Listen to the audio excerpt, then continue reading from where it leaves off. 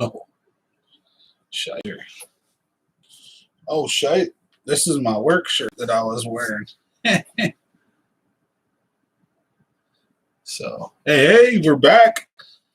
Confidence Fishing in the house. Oh, goodness. I should go get another shirt with budget. How's it going, folks? We're going to direct this a little closer here. There we go. Salut. Happy Tuesday. I know this is not one of my normal days, but I missed my Monday live stream, so I wanted to make sure that we brought you guys a live stream, let you guys know what's happened, catch you up to date on what's going on, explain the stain, and have a good time. So, good evening, bro. How's it going? So, I've had a tough one. My truck has officially taken a squat on me. So, I have had a Durango V8 5.7 Hemi, and she had almost 270,000 miles on her. And man, she had over $250,000, and original engine, original tranny, all that. I could rebuild it or probably get a used one and put it in there, but I don't know if I want to do all that with such an old truck. So there's some conundrums coming ahead, so I got to look at probably buying one. But work has been brutal. So this is one day I was wearing this shirt at work. So, but good evening to everybody. Hope you guys are having a great one. So Tuesday, just letting you guys know what's going on. Sorry we missed the Monday live stream. So I'm trying to make sure I don't miss any Monday, Wednesday, and Fridays. As always, 7 to 9. We're moving it up a little bit. That way it doesn't interfere with dinner, the family time, stuff like that a little bit. Then we bring you guys a kick-ass live stream. Do the same thing we always do. And yeah. Am I looking for used or brand new? I'm probably going to go brand new at this point. I don't know. Do I want to spend $30,000 or so on a new truck or more? Or do I want to, at the end of the day, buy a used one, you know, something that's got, you know, really good deal that's only X amount of years old? But there's a lot of booby traps out there where people know something's going on, you know. Oh, 60 to 70 for sure, but I've seen a couple of decent ones for 30 to 40. So everything's gone up. Prices are just through the roof. Took the beard off. Going to be growing it back, you know. But when it got hecka bushy and crazy, I was just like, getting too frustrated with it. So I had to take the choppers to it.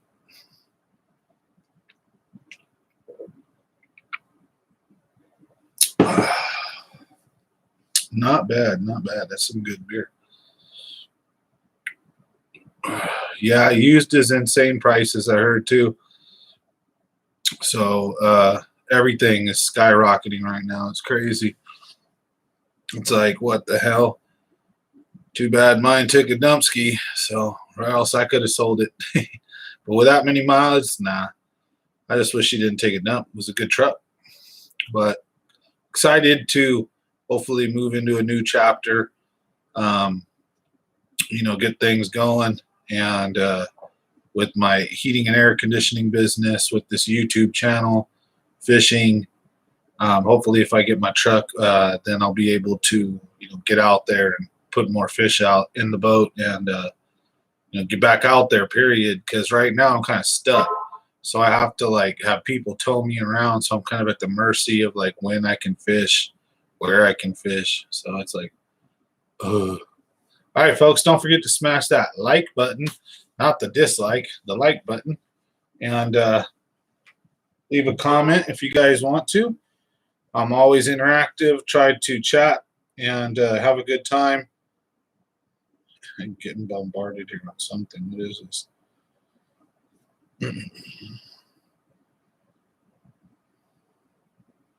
Oh, goodness.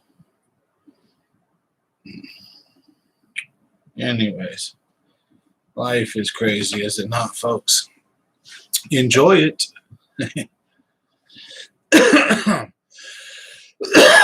Excuse me. Me and Casper were just chilling a few minutes ago, and he got scared. You know, as the friendly ghost, he gets pretty scared easy, so he can't always make the live streams. But we're hanging out. Got some cool plans. We're gonna get some what you drinking on tonight. Tonight we got beertainment. You're right. Look at that. Beertainment. This is a juicy NEIPA. So these guys are like $20 a 4-pack. They're bomb though. They taste so good. I do have to not lie and tell you the real to goodness truth on this beer. Each one I've had so far, they're only 6 or 7%, but they taste like water basically. They not in a bad way. What I mean by that is there's no like burpy, beery, like nasty aftertaste. It tastes like beer, but it goes down like water, and you get bent off it, but it's like super clean. It's weird. It's like, what the hell? What's going on? This ain't normal beer. So I don't know. Just you have to try a pack. Not endorsing it. I don't endorse alcohol, so hopefully YouTube, please be nice. This is just me having one, chilling, and we're entertaining and learning purposes. So, but anyways, yeah, good stuff.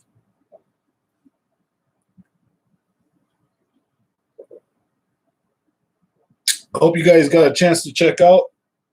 We took Mason out to Kelsey, and I got to do it twice. Got to go out there, and where did I find it? The specific place that I get that from is on Winton Way, right there at the Chevron on Winton Way and like Bellevue, right across, like right near the high school, Outwater High.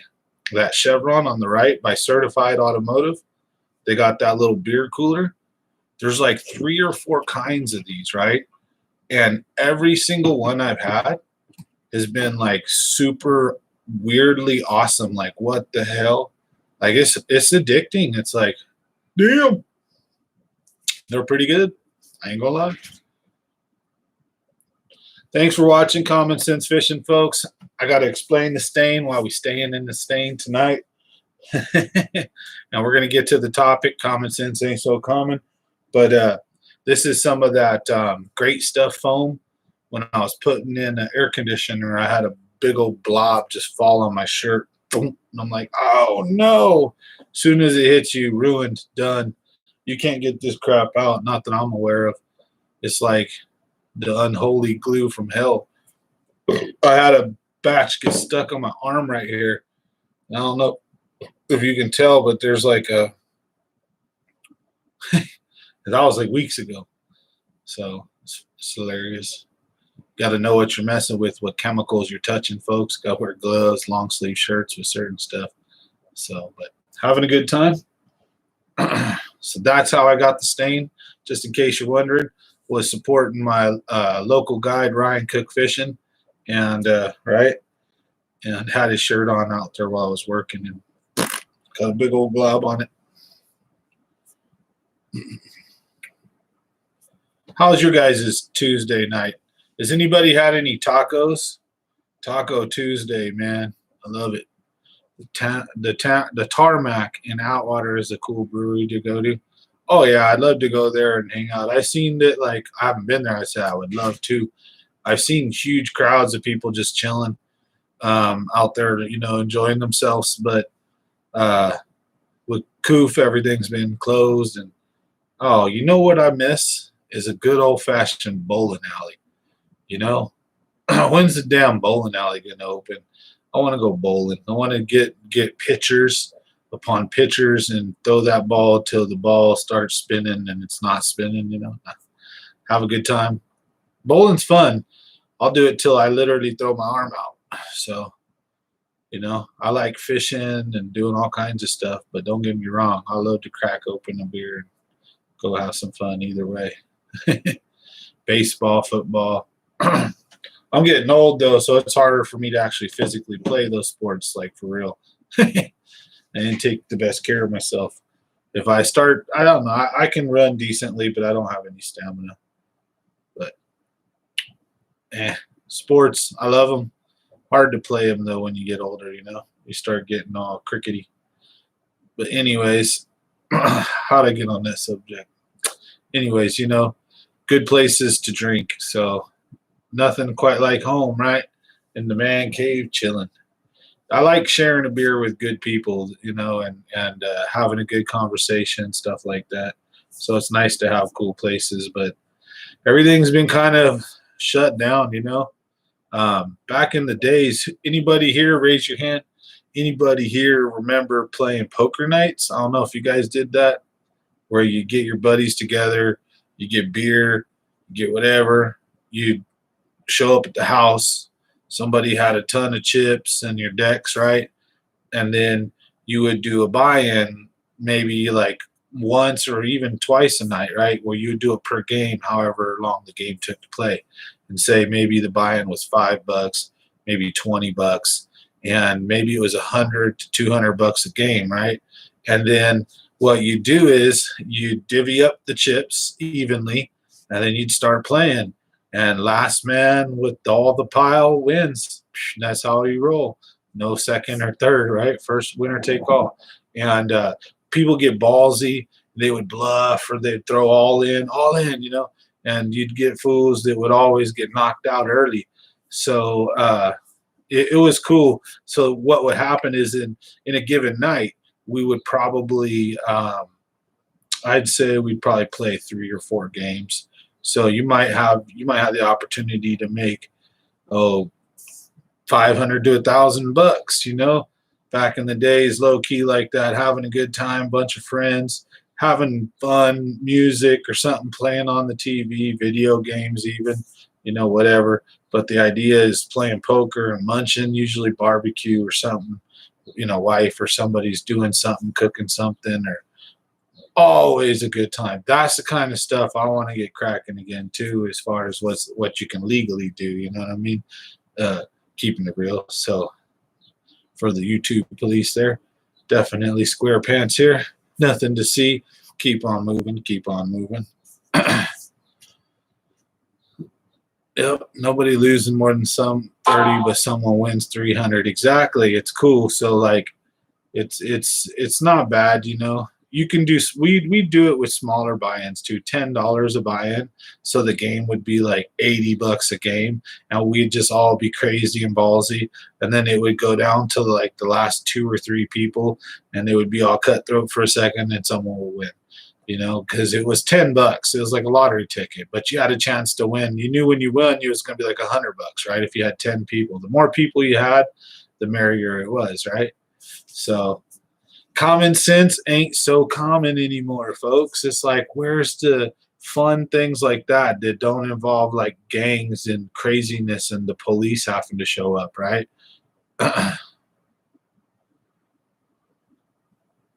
Exactly. So, you know what I mean? It's good times right there, right? That's what I'm talking about. That's good times. Common sense just ain't so common no more. It's like, what happened to like, I mean, even grown adults, we did that. I don't know if that was a thing maybe adults did in their like 25 to 30 something or whatever, 35 phase, but I don't know. I don't feel that as you get older, you should become like trapped into like this box of how you should behave, right? Shit, that's why I'll be as old as I'll be, and I'll be acting a fool as if I want to. I'm gonna have fun, like not in a bad way, but you get what I'm saying. Out there and have a good time. I'm not gonna be an old weird ass. I'm gonna be an old funny weird ass. Have a good time. So bowling, fishing, whatever. That's life. Enjoy it. And with this whole coof, with everything shut down, it's like there's so many cool things we could be doing that we could all like co-opt if we all just like got together and was like, all right, Tuesday nights, poker nights, and whatever, right? And you even do it where it's legal, where you don't call it that. It's gathering nights or card nights or game night, right? and you get your buddies together, and you can even get it going on in other communities, right?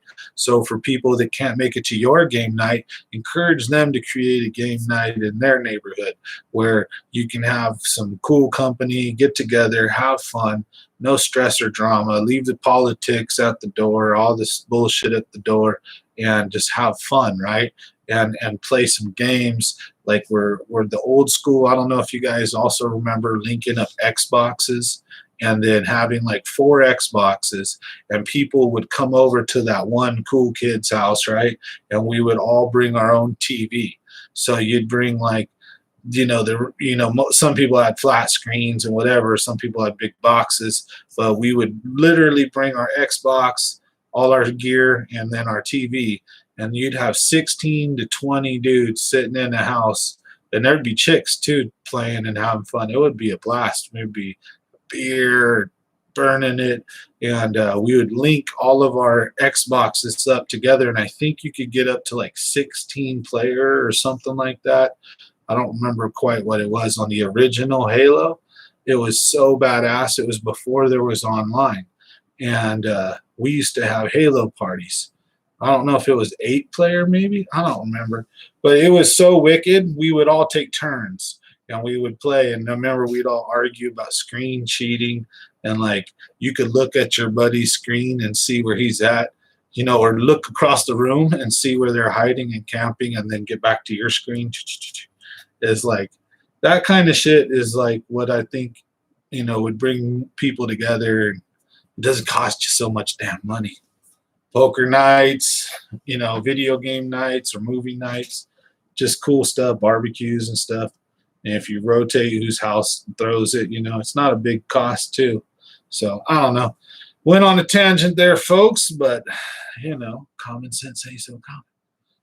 Hope you guys are having a good Tuesday. Dropping in with your live stream for you guys. Smash that like button. I really appreciate it. Well, we like to talk about everything and under the sun here when we're doing the live streams. Usually Monday through Friday or any day of the week, you might catch me uploading fishing videos, but due to the drama that's been going on with my truck, the fishing videos are kind of farther in between. So I'm trying to have a good time, just fill the gaps with some cool entertainment with you guys. Hopefully you guys enjoy shooting the breeze with me. Any questions, anything you guys want to go over, you guys know me. I'm always an open book, ready to rock and roll. Have a ton of stories loaded up. And at the end of the day, we could just kick on some beats and have fun. So how's everyone doing? Excuse me.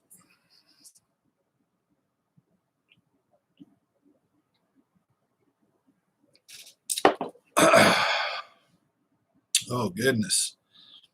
Yeah, guys. Think I got to definitely get a new truck. So need to use some of that good old common sense, right? Figure out what should I do.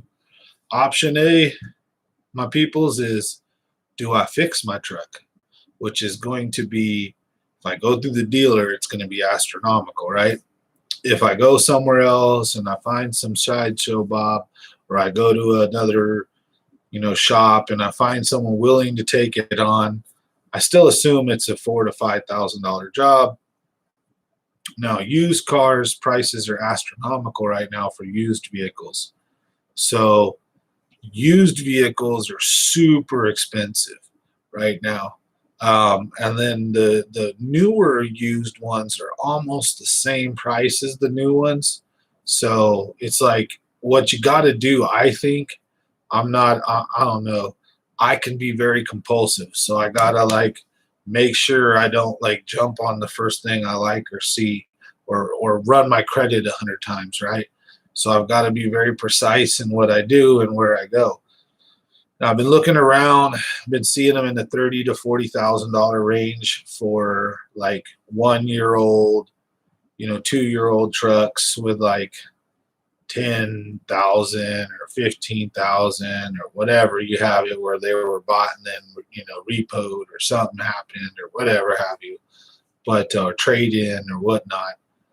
So I don't know, monthly payments, yada yada. I don't know. It's a conundrum, right? What to do? What to do? What to do? You know, or do you just go look for a deal and try to buy another used truck, which could just blow up in your face again? So, common sense, right?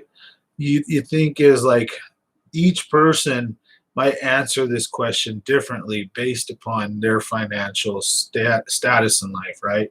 Someone who's well off might say it's obvious, safety for your family, like pull out all the positives, right? Why not get the truck? You know what I mean? It's just this much a month and hustle, work hard, and you can afford it, which is the truth, right? I'm already talking myself into it, see? So, I think the more moderate might look at like the new use slash where I don't know, where you overthink it kind of too much and you end up stuck with middle of the road, maybe something you're not dissatisfied with, but not something you're fully satisfied with. I'm not sure. And then there's the cheap ass, where I'll try to find like the cheapest shop to try to fix it, or either like the cheapest used truck or like decent used truck you can find. So it's hilarious, right? So which route to go? Oh man, you guys already know where I'm leaning. So, anyways, it's like, oh man, got to deal with decisions. But before all that, I've got to make sure I can prove my income. Got to have all my receipts, all my income stuff. I gotta sit a day aside, go see an accountant. So it's freaking crazy when you're a contractor, and I don't even have a lot of money. So that's the crazy thing but I just don't understand or know how much I gotta pay on it towards like the federal, state, and all that crap that I'm supposed to pay like every year. So, because there's different taxes. So the city that you work in is going to hit you up, and they're going to say whatever you sell or do, this much work, we want this much, and then the more you do, the more they want. Then the county is going to be very similar, and then you've got your contractor's license that you've got to pay every 2 years, and then there's all these other stupid things you've got to do, right? So it's like hurdle after hurdle after hurdle, and a lot of money too you got to throw away before you even bring in anything in. So it's a challenge. And then when you do get started, it's best. Usually, most people like do side jobs and have what kind of a small illegal side business going on, so that when they do get their contractors, they just kind of hit the ground running, which is not what you're supposed to do, but that's what like a lot of people do. So starting one from scratch and building up the clientele, it takes a long time. So this is my second year in basically, or technically my first full year. So I'm excited. Like, yee. So I don't know if I should buy the truck and try to use it as a business expense. But again, I don't have a lot of money, so it's not like I can just march around and buy a truck. I've got to utilize my credit. And I don't know how that's going to work being a C20 contractor now, right? So fun days. Yeah, so excited, but also kind of like, oh, how's this going to go? Don't know. But anyways, enough about the truck drama. How you guys doing on a Tuesday night? It's Taco Tuesday. And unfortunately, I didn't have tacos today, but I did have them yesterday and the day before. So I made up for it. It's also almost Cinco de Mayo, right? That's tomorrow. So Blues Carbon Fire Speed Stick 7.3 for the real. Nice. Good deal. That's the original pole that it came on when I bought it, if I remember correctly. But I broke it. Oh, I broke like 5. I got 5 rods sitting over there, just snapped. The tips broken. So their actions are all changed. I can't use them for anything I really want to. And I'm a stickler, so I'd just rather probably throw them away than. I had a buddy who literally just recustomized it. Like, okay, now I've got a stiffer, stronger rod. I'm going to use this for a jig. He's funny like that. He'll have half of his eyes missing. Oh, I'm going to use this for a crankbait then. And it works. Dude knows his fishing. Catches a lot of fish. I really respect him. Awesome dude, but it's hilarious, So you got it. I'm glad. RC Creative, you got your reel. So in May here soon, we're going to be having our month of May giveaway. and I think Hilf know, the hell if I know, and I'm not sure if it's RC or James. I think it's James David. You guys are the higher level members, so there'll be a certain giveaway for you, and then for the rest of the members, there'll be a giveaway. And when we hit our goal, we're doing the one for the general public too, like we always do. So we're almost there. We're working towards our 2,000 subs, and it's a slow grind. I've been missing. See, everything just basically stopped when my truck broke down, and I stopped making videos. The growth very, YouTube is very smart. Let's put it this way: they knew as soon as my content slowed, everything coming in like from YouTube, the feed slowed.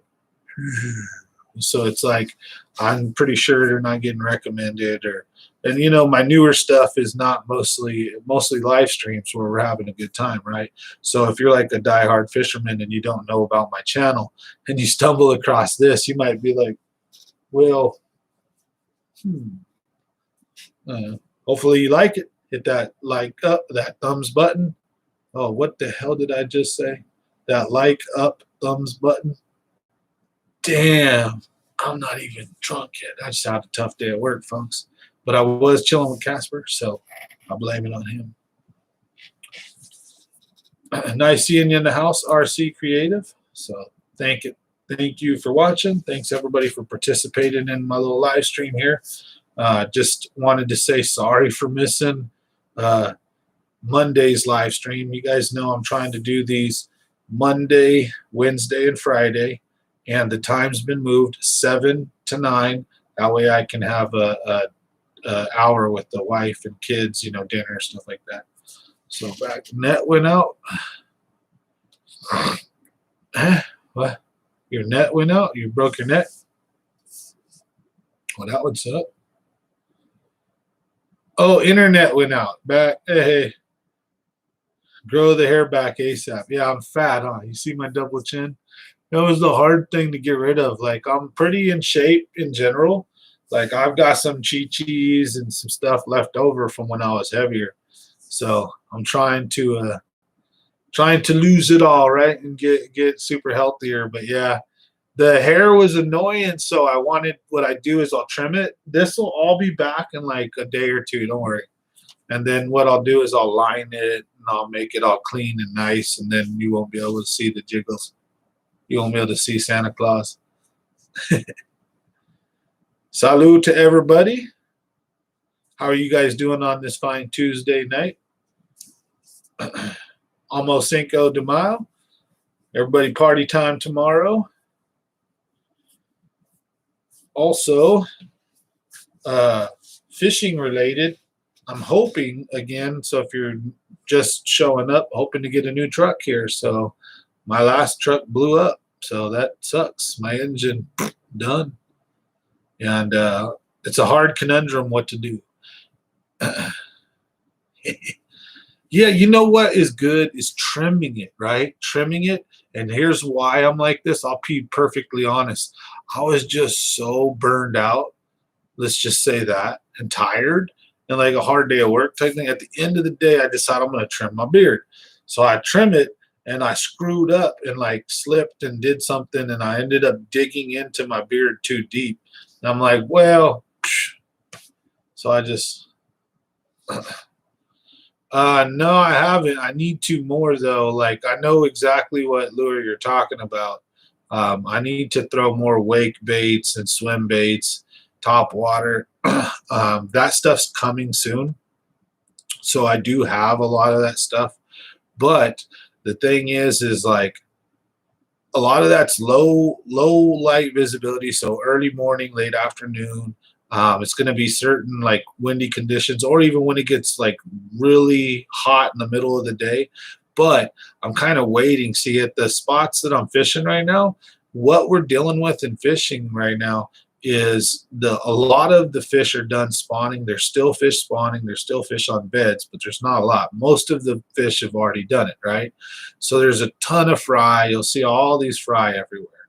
Now, what's going to happen is the bluegill are going to start spawning. So you got fry garters. Most of them are going to be male, some will be female, but most of them will be male. So what's going to happen is as soon as the bass are done spawning and the bluegill are about to move in, usually those post-spawn bass go out there and hit bluegill. So it's good to use swim baits, spinner baits, wake baits, stuff like that during a certain time, especially once the fry get a certain size. The males will stop guarding the fry and it will turn on them, and then it will become a feeding fest. And the females will get in on it, especially in the moments of opportunity, but the females will still be hunting the bluegills for a while. So in the summertime, it can be particularly harder to catch for a few months. It can actually be harder to catch some of the bigger bass during the middle of the day. They'll be out, especially at the lakes, they'll be out over open water or real deep or suspended doing weird stuff. But at night, low lights, they start moving in. That's how I was able to get my jig fish. It wasn't at night, but it was at probably like 5 o'clock in the afternoon. It was like sun was getting close, and it still looked like bright daylight, like it kind of was. But I didn't hold her long in the live well, and you see my buddy didn't show up till dark, so it was only a couple hours before dark. Low light conditions are just some of the best conditions for big fish and those big baits. Or when we get cloud cover in the spring before it gets too hot, which is already pretty much is. Anyways.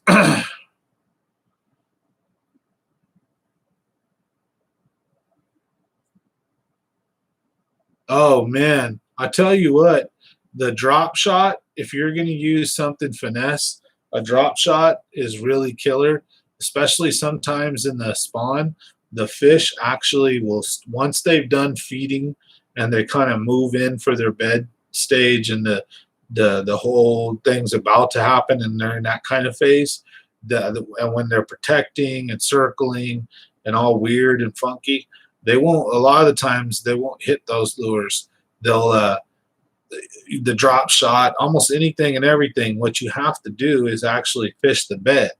So in those instances, you just literally, you can't fish for the fish. You have to put your lure on the bed, and then the fish will slowly come up and check it, and then you got to wiggle it, right? Nose hook it weightless. That works great too. And you let the thing float down, because by the time it slowly floats down, you're giving that bass, the bass is watching its bed, and they're like, oh, hell no. So they see your lure come down, and they get to slowly go over there and check it out. And then that gives them time to eat it.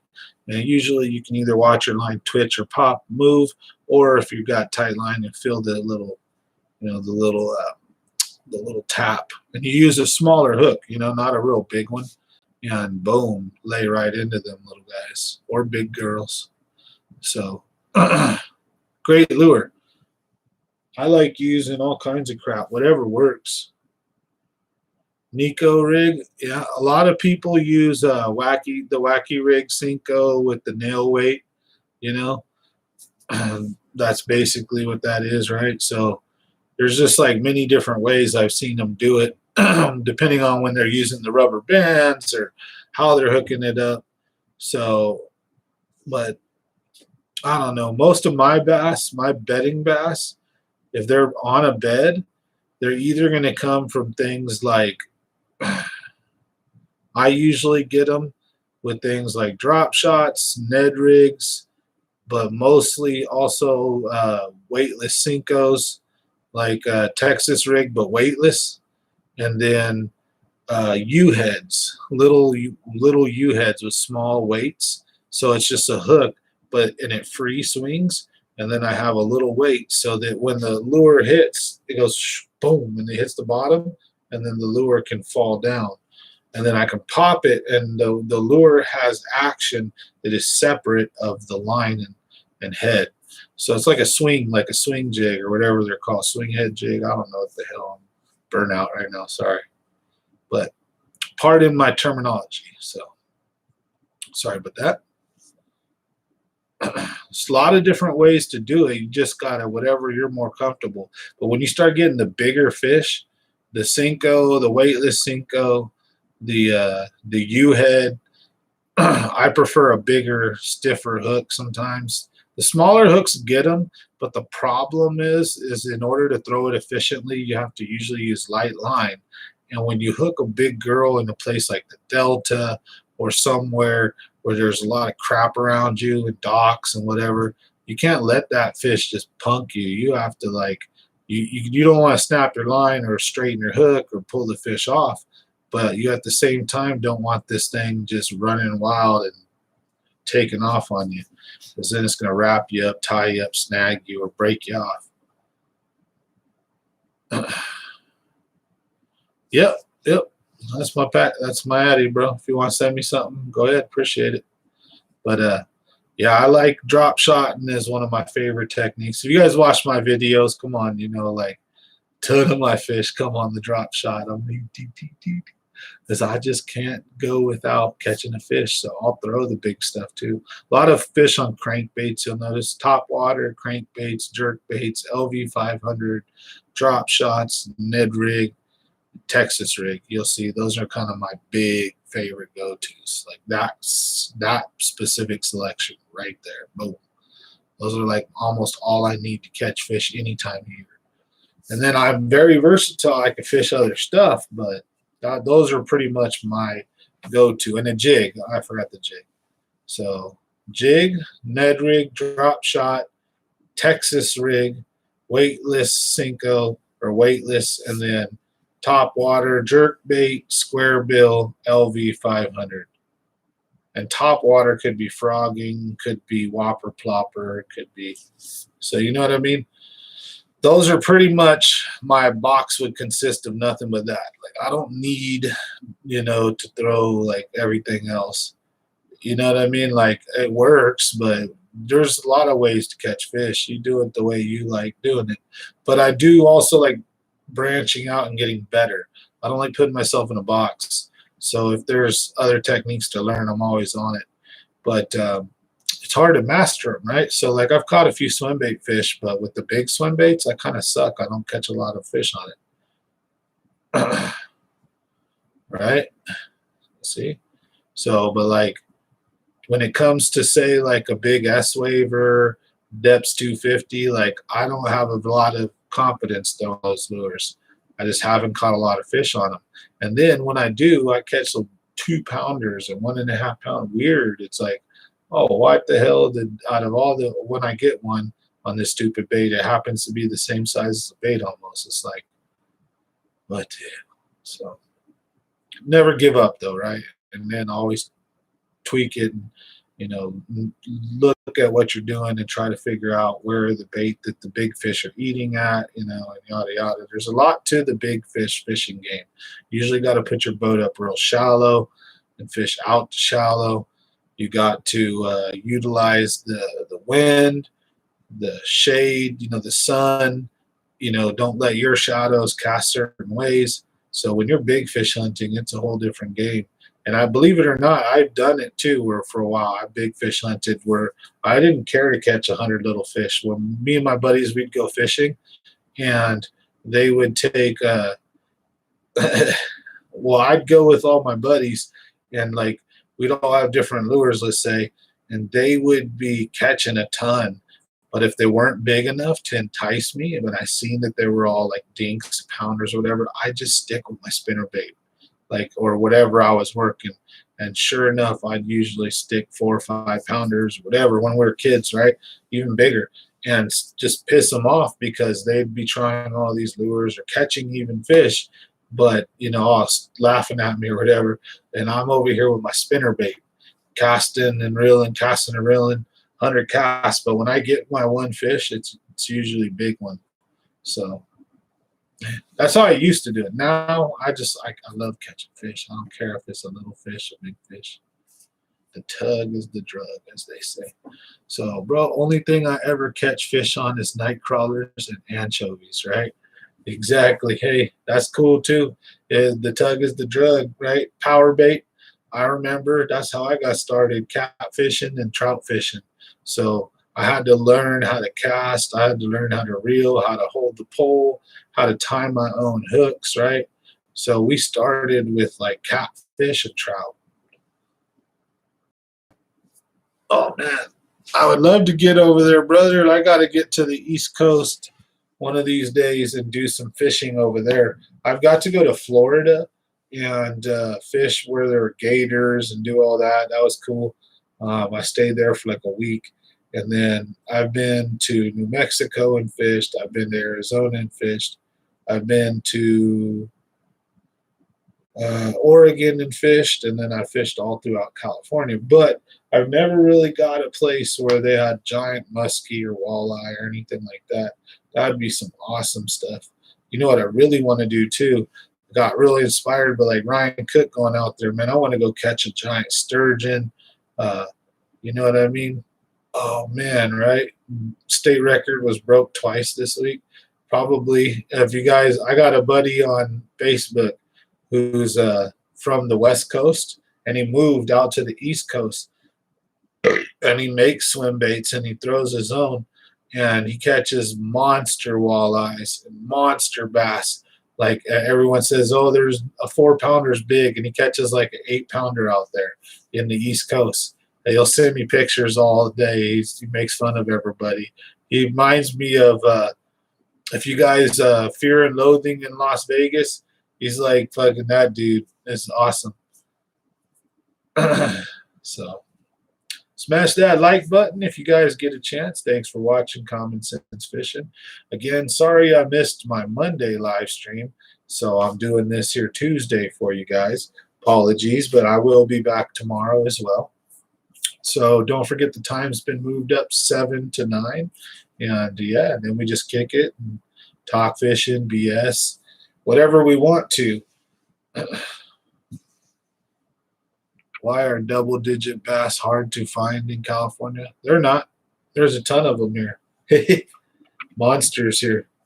I'm just saying, like guys that are used to catching big fish here, they'll go to the east where they say there's no big fish, and we'll use our tactics for things like swim baits, top water, other things, and use them in ways most people won't, and pull monster fish out of their areas, right? Like that's, well, not say me, but that's what this dude did. He moved over to the East Coast. It's hilarious. Out here, there's a ton of double-digit bass. I've got a few. My buddy's got a bunch. I mean, I know a lot of people with double-digit bass. So sometimes I know people just randomly luck box into them. I could tell you guys the legendary story of my buddy's 34 pounds or something like 35 pounds of bass for his best 5. Dude.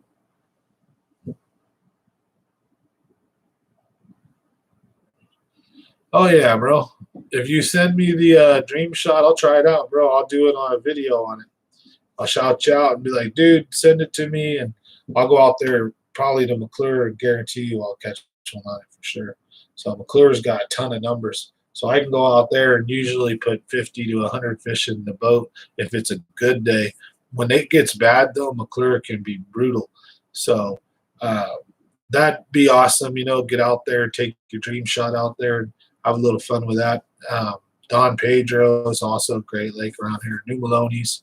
Those are kind of my 3 favorite mother-lode lakes near me. But I can't leave out Eastman.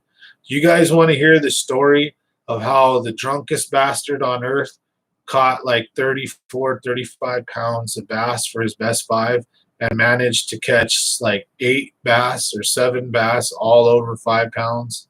Oh, God. This guy, right? I'm going to tell you guys a story. This dude was chilling with me, and he got wasted, and I took him fishing. I was sober, right? And he was just super wasted, him and his brother. And we get to Eastman. All right, be right back. Cool. So check it out. All right, smash that like, guys. I got an awesome story for you guys. So we get to Lake Eastman. It's this lake that the Army Corps of Engineers built, right? And they shut it down due to some invasive plants, and it grew some monsters, and it's still got some monsters. It doesn't have any spotted bass, so it's largemouth only, and this lake has just some absolute giants, right? So I got my buddy and his brother and we go to the spot, and we're kind of walking our way out to the spot. But me being all like ADD, ADHD, I stop every 5 seconds to cast. I'm trying to catch fish right away.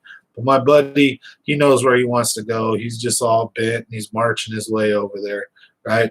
So he gets there, and I'm not maybe 20 yards to him. I'm like about to start making my way to him. He makes his first cast, and he just sits there, and he's all belligerent, right? Smoking a cigarette. Boom! Gets like a 12-pound bass. Gets it in and just starts fighting it all stupid and drunk and crazy. And I knew it was a monster. So I go running and flying, and I slide like into home base and snatch the bass out of the water right as it almost comes off. Right? He's just super belligerent. And I snatch that bass up. Boom. I'm like, oh. We go up there, we weigh it. It's like 12 pounds, right? So we take pictures with it. He's all belligerent, happy, throws it back, right? Then cast. No, we're sitting there, and then we're casting back out. And I think it's like another cast later. I think maybe one, maybe two casts later, he gets, what was it, a 9-pounder, I want to say it was. Yeah, the second one was a 9 some change, almost a 10-pounder. It was like 9.8 something. And like, what the? And then another half hour goes by, and me and his brother are fishing on each side of him. And no fish. Maybe 45 minutes goes by, another 8 and some change, almost 9-pounder. And we're just like, oh my God. And then another 20 minutes goes by, and another 8 and some change. Different fish, no hooks in the mouth, no holes I was looking for. Looked like a clone. Now me and my buddy are just flipping out, like, how is his brother catching all these fish? At the time, I don't realize what's going on, but I'm going to tell you how he caught him. So I just keep getting flabbergasted and frustrated, and I'm casting like on top of his lure. Like, I'm trying to catch fish too. Like, I'm like, hell no. I tried working it slow. I tried working it fast. I'm using the same exact lure, same line, different rod, but whatever, right? And I just can't figure it out. And this is like literally a couple years ago, right? So I've been fishing for a long time, smart fellow, but I couldn't figure it out. And his brother's stressing, we couldn't figure it out. Sure enough, this asswipe goes on to catch, and not in a joking way because I love him, right? He's one of my best friends. But he goes on to catch a bunch of more 7 and 8-pound bass. He proceeds to catch like 7 or something like that throughout the day. But his best 5 weighed something like 34 or 35 pounds or more. It was insane. And we weighed them on the scale. We had pictures. We had everything, right? And looking back, here's what this fool did. All this guy did was just cast out and sit there drunk as hell and not do anything and not move his bait, not twitch it. He didn't work it. He dead sticked it. And he would fish it like bait. And then next thing you know, the fish was on. And sure enough, this fool just kept doing it. And me and his brother couldn't figure it out. So we'd work real slow, but we weren't slow enough. And then we worked real fast, obviously too quick. But sure enough, every 20, 30 minutes, right as rain, a giant 7, 8-pound plus bass, boom, boom, one after another. Blew my mind. It was like the craziest day I've ever witnessed, the best day of fishing I've ever seen in face to face in person. Never seen nothing like it. And this dude is a decent fisherman, but by far he is not like a superb fisherman. But I've never had a 35-pound bag day like that. Or maybe I did. I've had one actually, but we can save that for another day. Tell you guys about my Delta day if you guys would like. So, got a ton of stories. You know that. Thanks for watching Common Sense Fishing. Common sense ain't so common anymore, folks. World's falling all apart. Everything's going nuts. We can't even go watch a movie anymore. So, got to have some common sense, have fun, get out there, go fishing, spend time with the family, go out into Mother Nature, go to the mountains, the ocean, do something, right? It's crazy being stuck inside, and it's not even like we're all stuck inside anymore. But the problem is I think we're kind of conditioned to it. And the other thing is that nothing's open. So all the rules are still so crazy that none of the good stuff's really open. So it's like, what? Oh, I'm telling you, right? Oh, dude. I had a 30 plus pound bag at the Delta. I'll tell you guys that story if you guys want to hear it. But dude, I mean, yeah, isn't it crazy to witness somebody just doing something so crazy and like catching the biggest and best fish just right after each other. And you can't mimic it. You can't catch one to save your life. And this guy's even my friend let me cast. Like, I'm casting right on top of him. So it was like nuts. And the best day I've ever had at the California Delta with the square bill, I put in a 9 pounder, like an 8. I want to say maybe a 6.5 to a 7, and then a bunch of 5s and 6s. I don't know what the bag weighed. We didn't have a scale that day, but I did take one of the fish home because it died. And when we weighed it, it was like 9 and some change, almost 10 pounds, and it was frozen. So it could have been a double digit when it was alive, but weighed out on the scale, it was only 9.5 frozen. So, because I wanted to find out what it weighed, and it had already died, and I was a fool trying to keep it in the live well in the first place to try to take some pictures. And after that, I proceeded to just smash a ton of big fish at the Delta, but nothing like that. 34 pounds, 35 pounds. I think my best 5 were probably like, the only because my 9 pounder, I think mine were like in the 28 to 30 pound bag range, something like that. Best 5. So it was crazy. But 30, I think he might even had bigger, 37. I don't remember. He got to do the weight and add it up for me. We were just minds blown. Whoa, what the hell? Yeah, and the live well, that's my PB. Yep. I've got 3 now over 10. So I've got 1 on a jig, I've got 1 on a square bill, and I've got 1 on a lure I don't really want to tell anybody about. So not yet anyways. We'll do a video on it. So I do some secret modifications to a couple of lures. And I might have told you guys before, actually. I've told the story so many times. There's one little setup I don't like telling too many people about because I've stroked a lot of big ass fish on them. So and honestly, to tell you the truth, I don't even throw it that much anymore. So maybe I should give it away. I don't know. If I do, though, I'm definitely going to make a video out of it. I'm not going to just tell it to you guys. You have to watch. They want a tourney out here with the 10.2. Nice.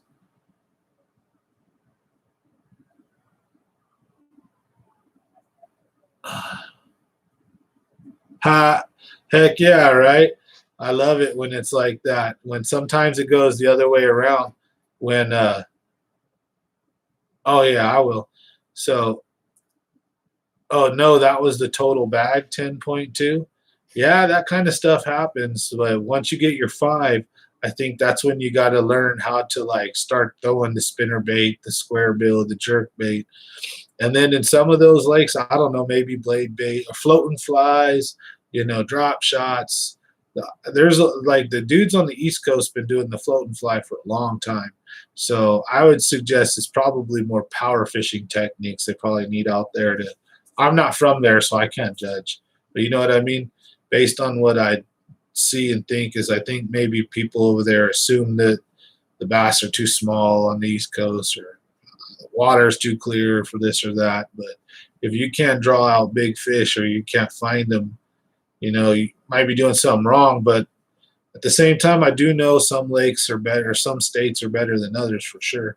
So that's going to be a big factor. Some states are just going to have bigger fish than others. But I think there's ways for you to find the decent fish in your lake. It's tough. I'm not the best at that. I'm not like I'm trying to preach because sometimes I struggle to find even fish, period. Because you know what? I'll tell you what happens for me is I get too comfortable and chill. I just don't care. I'm out having fun. So like sometimes I'll go and I'll get real into it, and I'll find and break it down, and I'll try different lures, and I'll get all tactical when I'm doing it for fun, especially, and I'll tear them up. But in a tournament, sometimes when I try doing that, the pressure gets to me. I make decisions sometimes too fast, too slow. So that's just kind of how that goes sometimes, right? But when I'm fun fishing, oh man, when I'm fun fishing, that's why sometimes you guys will see me tearing it up. And sometimes I might only catch a few fish in a video, because honestly, I'm content sometimes to literally just have a ton of beer in the back. Well, not like a ton, but have a 6-pack and just sit out there with my drop shot and just let the trolling motor self drive me, and just or spot lock and do, and then take myself off and let the wind drift and do, or have someone drive me around even, and I'll just sit in the back and I'll soak a worm, or I'll throw a square bill, just covering water, content. Throw a spinnerbait out there, slow roll my spinnerbait, just happy as hell. I don't care, And so sometimes that can kill my footage, because if I'm going out there just trying to have fun. But with the YouTube channel now, I'm usually going out there with a goal of like what I'm trying to accomplish or do. The only problem is that sometimes, like when I fun fish, I've caught some monsters, because I don't like try to get all YouTubed out or like figure something out for you guys. And I just go out there and I have a blast, and I'm not worried about recording and stuff, and I have some just good days out there. So that's why I want to get the tripods. I want to get other stuff instead of me wearing it, and then I'm going to go voice activated, and hopefully that's going to be the ticket to catching a little more better action for you guys. So when I feel that I'm going to catch something, or I've been on a hot streak, I'll just turn everything on and just stay rolling for you guys. That's the idea. What's the bass record in California? Wasn't it a few years back at Bullard's Bar? The spotted bass record, I think, in Bullard's Bar is I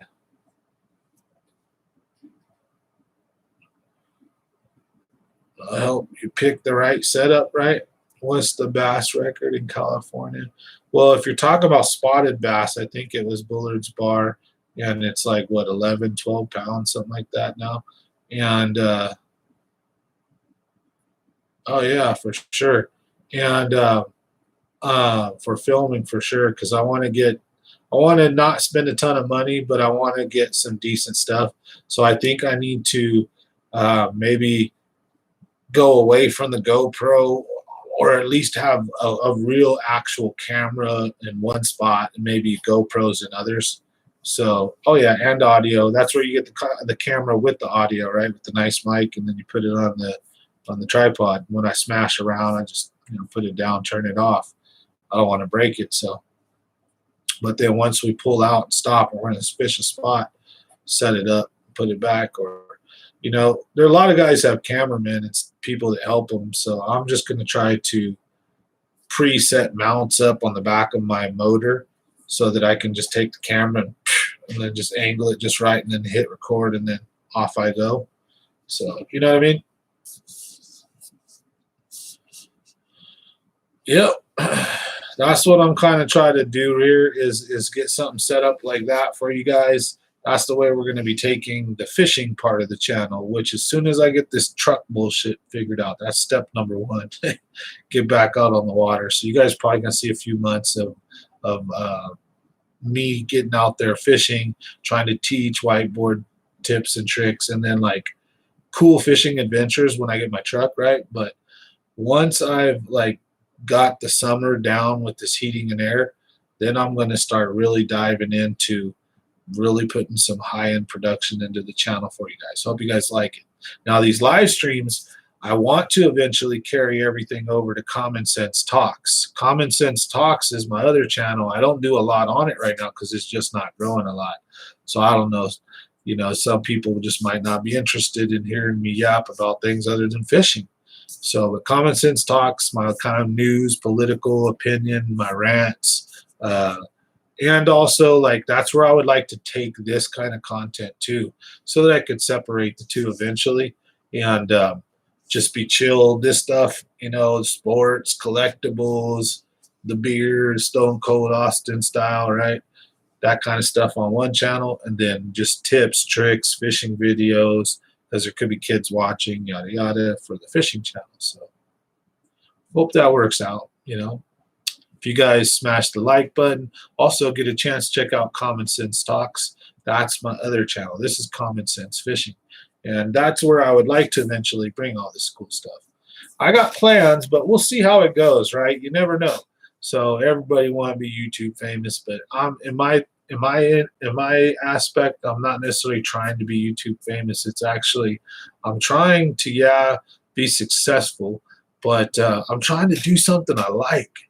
Right? That's the biggest thing. This is kind of cool. I like this. It's not stressful.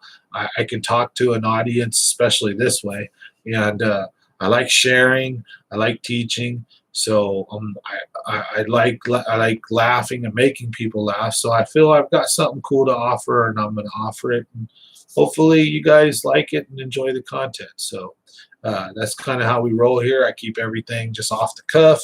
I do have subjects. We do have planned discussions and stuff where I'll talk about certain things, but I want to get guests on here.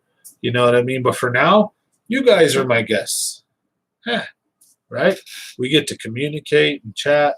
So I get now looking back at this, maybe some of the people who watch this and they're not watching it during the live stream, they're probably scratching their head like, what the hell? Because I'm very interactive. So, right, you guys comment here in the comment live chat bar. And because we don't have 1,000 people in here, I'm able to read your comments and interact with you. Beautiful thing. Because one day, hopefully this chat bar will be smashing and flying, and I won't be able to even read it. You'll have to super chat me, right? And then to get me to read your stuff. So that'll be awesome. That'll be cool. That's the idea and goal as far as business-wise. But in the end, though, I do it because it's fun. Because I'm not getting really paid. I monetize, but you don't make anything much. A couple $100 like type stuff. So it's nothing that's at least at this stage, it's nothing big, no big deal. But it's fun. I like sharing. So hope you guys like it too. I try to bring new beer here on every show, or you know what I'm saying. I usually have a beer or two with me. It's not always healthy, so you guys might see me with some water here every once in a while, and you know what I'm saying. But usually you get to catch me having a nice dinner. But that's a little bit about to change. I think we're going to try to cut out some of that stuff, and to get right to the meat and potatoes of the, so to speak, of the subjects, right? So we can have more time talking about us. And I need a little bit of time with the family, have dinner, stuff like that. So water, LOL. Yeah, right. Favorite beer. My favorite beer at this point are these damn things are $20 for a 4-pack. These things are so freaking good. I like the taco truck, the blue and yellow can ones from, I think it's Dust Bowl, right? Those are pretty good. What's your guys' favorite beer? Leave a comment right there. What's your guys' favorite? Water. Water sucks. It really, really sucks.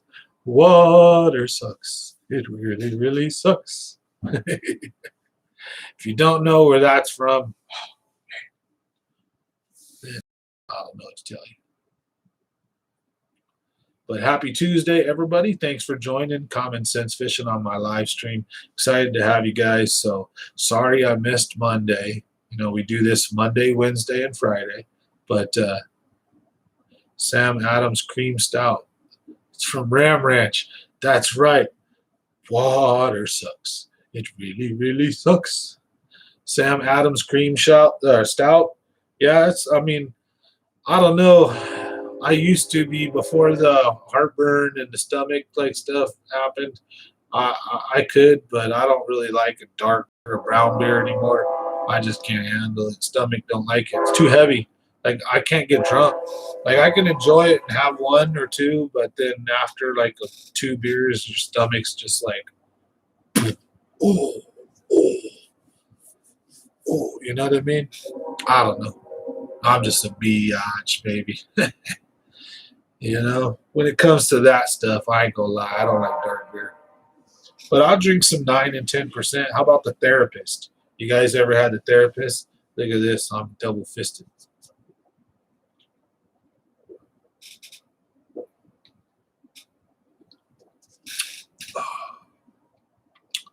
Oh yeah.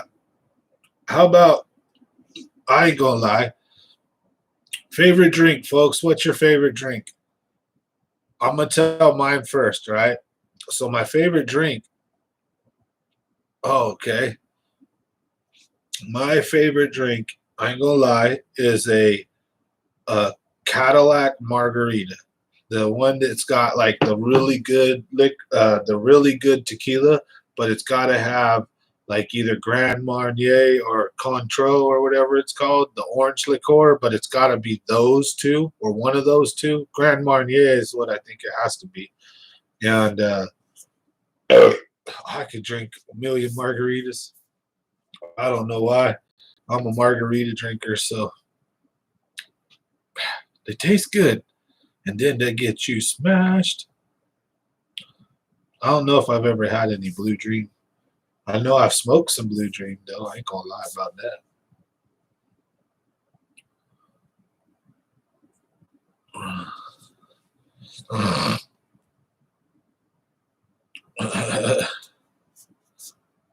Contro is fire. Yep, it sure is. Contro is super bomb. Woohoo! But hey, oh goodness, we got about an hour. Heck yeah, cool. I was like, oh no, it's almost over. We got a little bit more time, so sweet. What do you guys want to chat about? Any subjects? Anything you guys want to know? Again, this is a crazy little channel here where we talk about fishing, and this is mainly a fishing channel. However, these live streams are me, so you're going to get the real deal. It's not just fishing. It is what it is. I hope you like it, but I'm not, not everybody. I'm not probably going to be everybody's flavor, but I try to be me, and that's who I am.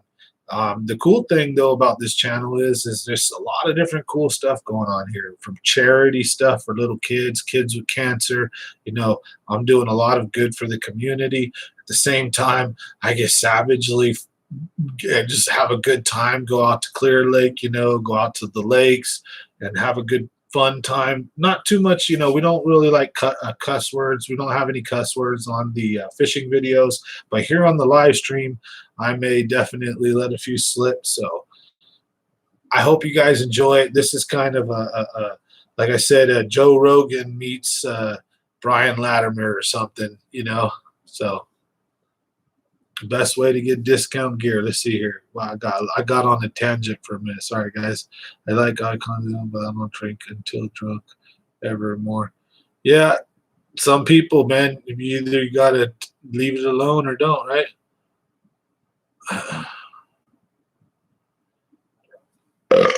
Yeah, it's sad that it's still illegal federally and whatnot, and that Majorama has got such a bad news due to Raffer madness. But let's just say that it sucks, but hey, just do you and whatever, right? It's becoming less of a stigma. I mean, I don't run around proud like beating my chest telling everybody, but oh yeah, hangovers is a bitch, dude. I hate hangovers. I don't get hangovers much though, because I know when to stop. You know what I'm saying? Like I'm one of those dudes when it comes to anything in life, I can put the brakes on shit real quick. Whoa, horsey. Like, all right, I've had enough to drink. It's time to chill. You know what I mean? When you had just a little, you know what I mean? Or you ran your mouth just a little bit too much. Better, whoa, okay, time to chill. Oh, I don't. You see how fat I am? Don't know how to stop eating. Food tastes so good. Nom, nom, donut. Homer Simpson, definitely. Not really though, but sometimes maybe. But hey, that's how we roll. Common sense fishing, folks. Like I said, hope you guys are enjoying. Smash that like button if you guys get a chance. Make sure you're subscribed if you're not. Again, just a real quick shout out on what we do here is we go over fishing stuff, but these live streams, we get down.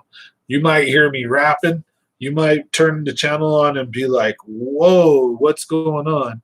So cheers to everybody. You know how it goes. Cheers, Jeff. Thanks for joining the live stream. You have a good one, buddy. And we'll see you on the next one. So I'll have some videos coming out soon, but we'll catch you on the next one, buddy. Thanks for the support. You guys are awesome. We got a great little group here, folks. So if you find yourself stumbling into this channel or finding it, I hope you guys enjoy it, and hope you guys subscribe and like it. Again, Monday, Wednesday, Friday, we do these live streams, and we just and roll, right? I don't monetize them. I don't care to monetize them. So we do all kinds of manner of tomfoolery, but and we talk about subjects that I'm not really worried about too much. It's only when I'm monetizing stuff and I'm doing it for the mainstream channel type stuff. Although all of this appears, so anyone can see these videos right now, right? You either like them or you don't. So I hope you do. I'm just having a good time. And if you know a little bit about me too, it kind of helps, right? I do a lot of cool things for charity. You know, I do a lot of stuff to try to help the neighborhood and the community, just have fun. So come along for the ride. Check out all the other videos I got. But for now, what shall we discuss? I got a load to Henderson tomorrow with CHP Escort. You can't wait. Oh, man. Yeah, you got to love it when you do trucking and you got to haul stuff and you got escorts and you got all this fancy stuff. Sometimes you got to do random tests, and it is what it is. You know, that's the life of a trucker. I know how it is. My brother did a little bit of truck driving, but one of my buddies was a trucker for a while too, so it's like, oh, goodness. We do what dirty hands, clean money, though, right? You guys want to see something crazy real quick? Check this out. Look at this. I don't know. I'll get them close and I'll see if it can focus. But my hands are tore up. Yeah, you can't see. There's splits and cracks down them everywhere from like twisting bolts and undoing things with my fingers. And then from chemicals, you know, I should have been wearing gloves for my early years, you know, working with chemicals and stuff, doing the cleaning of the coils and all that. Hell no, I should have been wearing gloves. That ate all my skin off, and it's not too bad, but it's like, oh. Anyways, went on a little rant there, folks.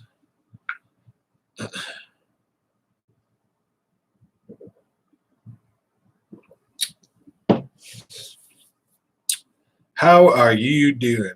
I really wanted to say that in a Rasputia voice, but how you doing? I don't think a lot of people know where that's from, though. If you don't, after watching this channel for a little bit, you're definitely going to know where that's from. If you haven't seen the movie Norbit, you need to check it out. What's the plan on the next fishing trip? So here's the deal, guys. I'm going to give you guys a little breakdown. I can probably get out fishing because all I got to do is put a Facebook call out. Someone will tell me. Let's see here. I think, okay, so I got work tomorrow. I chose to work tomorrow. I've got to do some calls. And tomorrow is Wednesday, right? We're going to have the live stream. Thursday, I have some more heating and air calls I got to do. I had an install Friday that's getting moved. So Friday and Saturday are open.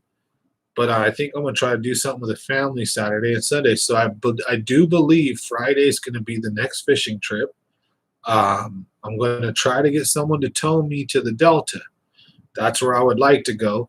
But if not, I'm probably going to end up just stuck at Kelsey again. And here's what's going to happen, though. In the meantime, in this next week and a half, I'm going to attempt to probably get a truck. So I'll take you guys along with me to buy the truck, to see the truck buying experience. I'll video it, as much of it as I can, just to see if you guys enjoy that. If not, we'll try it, see how it goes. But hey, I bought my first truck from a dealer, see if we can get some clicks. But anyways, turned into a long answer, didn't it? So anyways, the idea is get my truck. And then once you have no idea, I'll be fishing like a crackhead again, like 3 days a week probably. So that's what I'm working on right now. It's either going to be a new or used truck, or it might not be nothing at all, and I might have to go creek fishing for a while and take you guys along on the bum trick, right? And show you how the poor man fish, right? Now I'm always been poor, but how does somebody with no boat fish? Because I got the boat, but I got no truck. So we'll go hit up. You know what I'll do is I'll teach you guys how to use Google Earth to find public land that has ponds and creeks and rivers that have backwater ponds that are on public land and places you can find.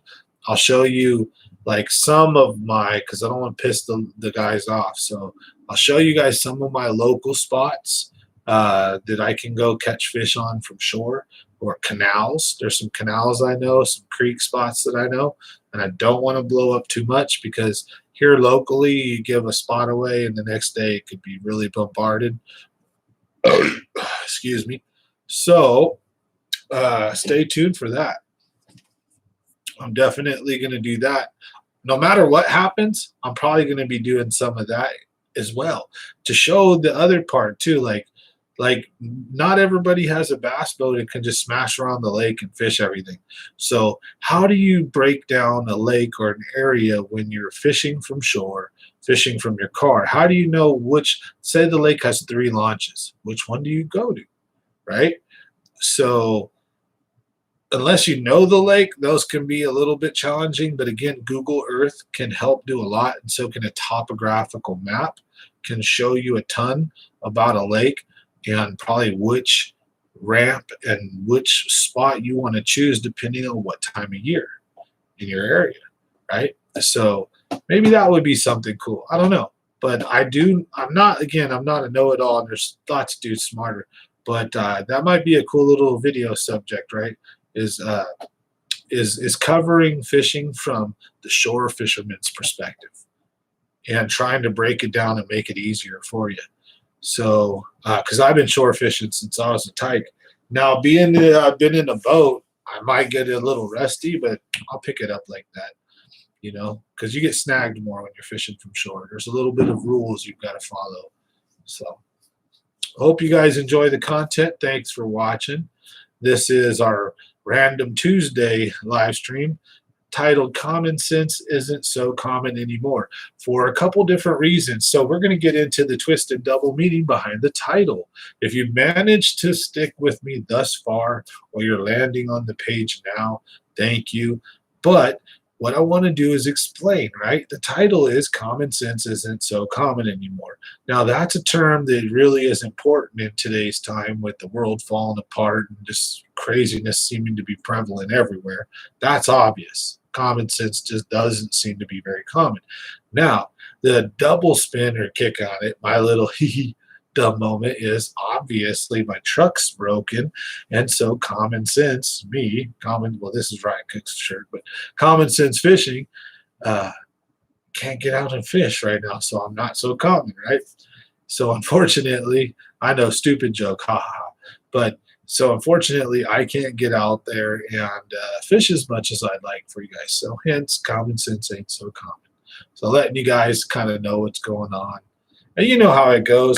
We have some topics, we discuss some things, but in the end, it always goes off the rails, or we talk about whatever we want to talk about.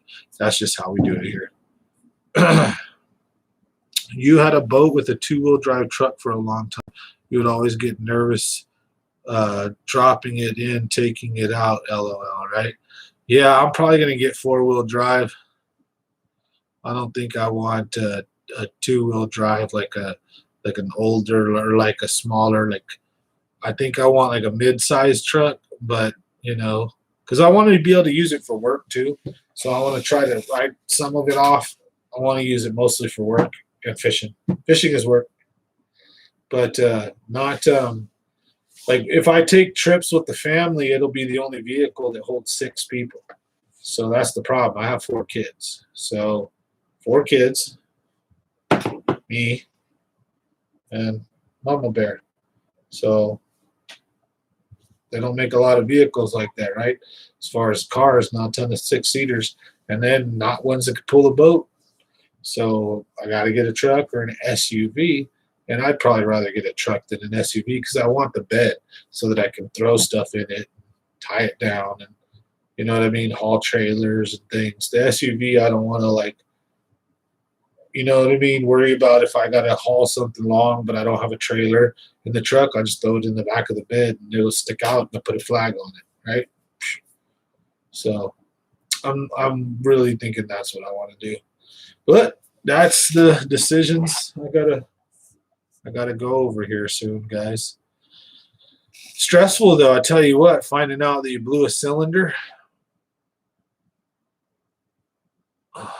No pilot seats for me. No, look at this. Boom, boom. Buddy, I'm not that fat though. See, watch this one. Chop my titties. Actually, I'm fat, but not that fat.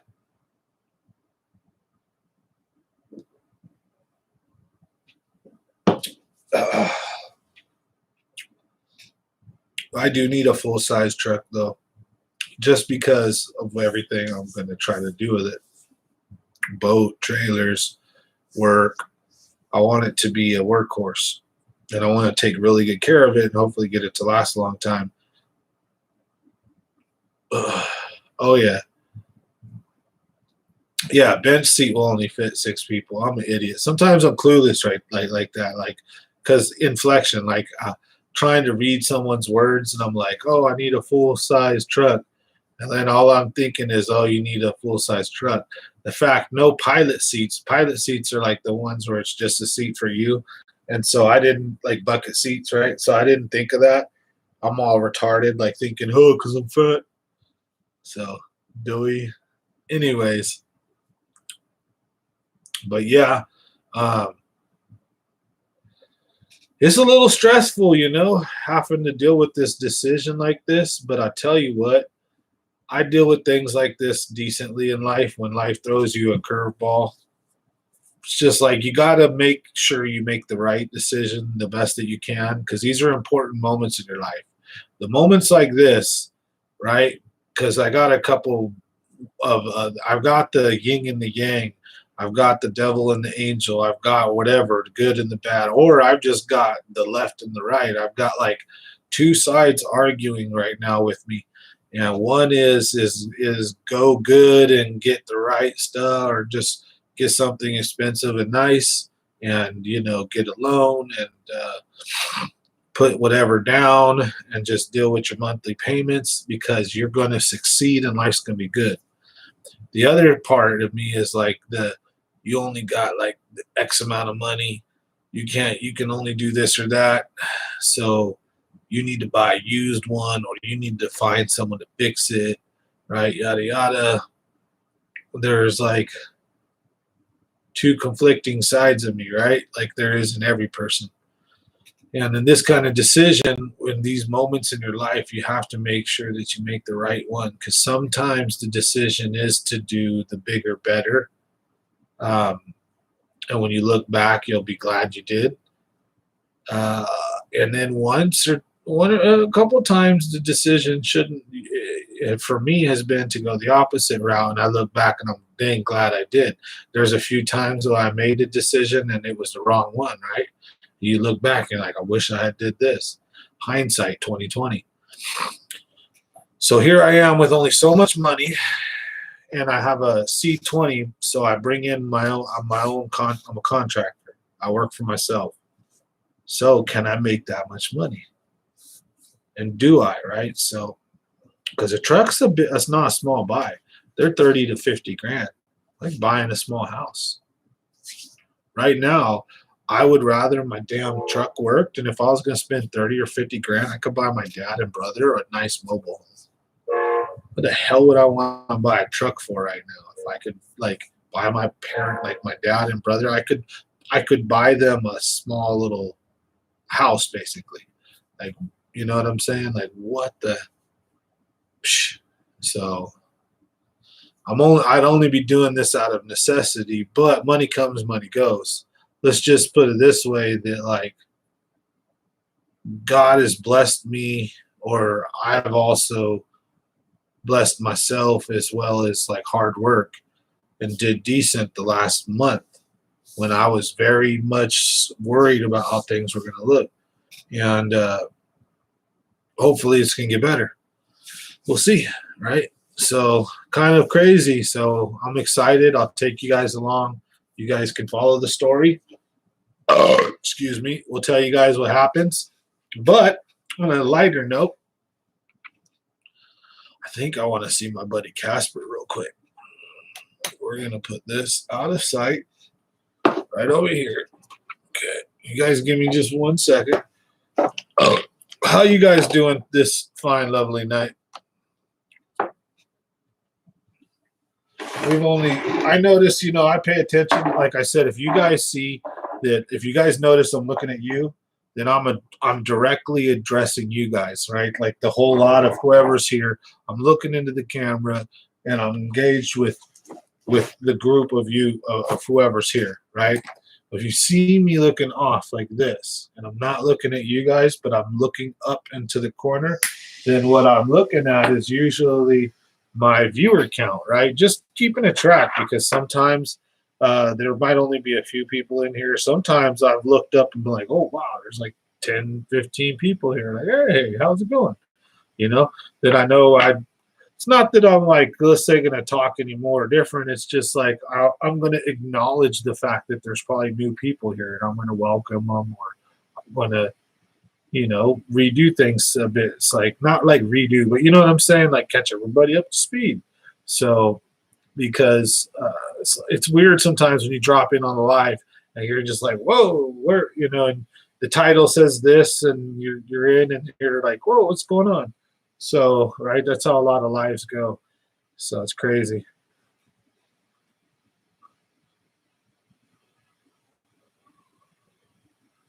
Oh, RC Creative, I'm gonna hook you up right now. Hopefully, I don't lose a lot of viewers right now. I only have 4 of you guys here. So we're gonna talk heating and air conditioning real quick. All right, RC Creative, I'm gonna ask you a few questions. They don't need to be too personal. Give me just 1 moment. I got a yabba dabba do over here real fast. I got to see Casper's right over there.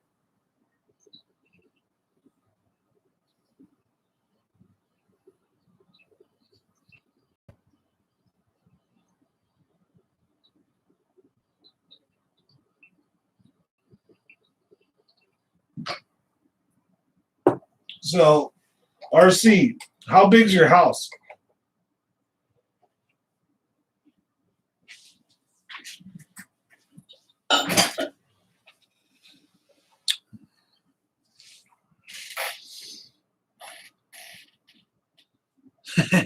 I always try to make it, man. I'm a lone wolf. I have nothing else to do. I appreciate you guys. You guys are cool. Like I said, hopefully we get to grow this channel to where the thing's going so fast I could barely read your comments anymore. It'll be cool like that in a sense, because it would just be cool to watch the channel grow that, like that. And I remember your guys' names, believe it or not. I remember customers in the heating and air conditioning business.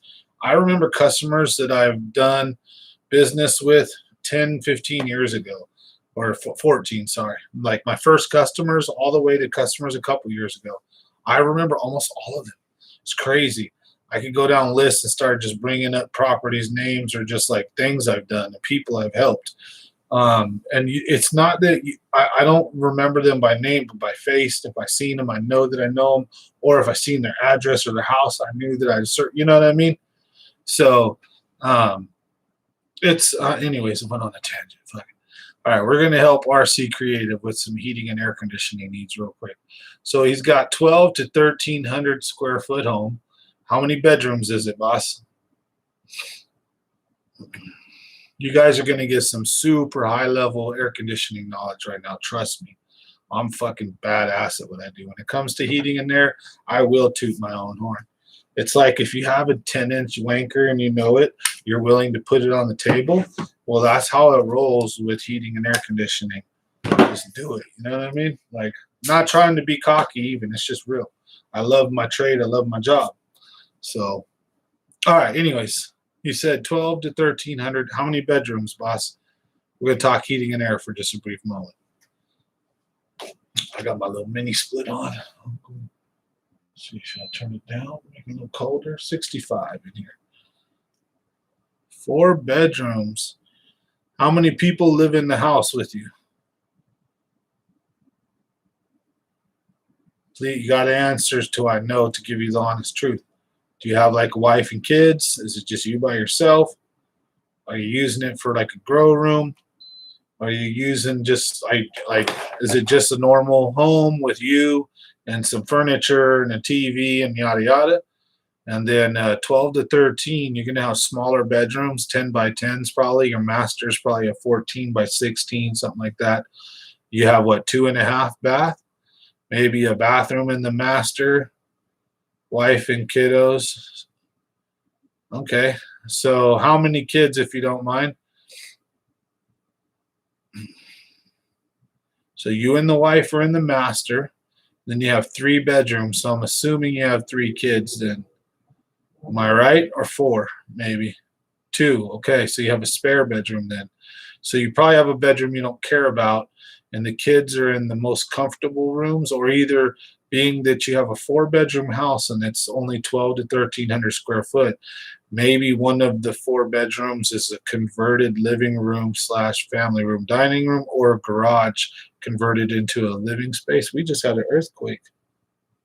Holy shit. One massive shake, like an explosion, too. I feel rocking. That was super nuts. No, it's your office studio, okay? And it's where you work or do stuff in. All right. You have 1 return. How many filters do you have in your house? So I ask a lot of questions before I tell you anything. Trust me. Please believe me. I'm going to give you the real answer. And then you can get quotes from everybody over there and go with the person that treats you and talks to you, or ask the questions that I do and leads you probably down the path. So now how many, okay, so how's your system currently set up? Do you have an air conditioner right now? Do you have a heater and an air conditioner? It's been down. I got window ACs. But do you have an air conditioner right now though? Like an old one that used to work type thing?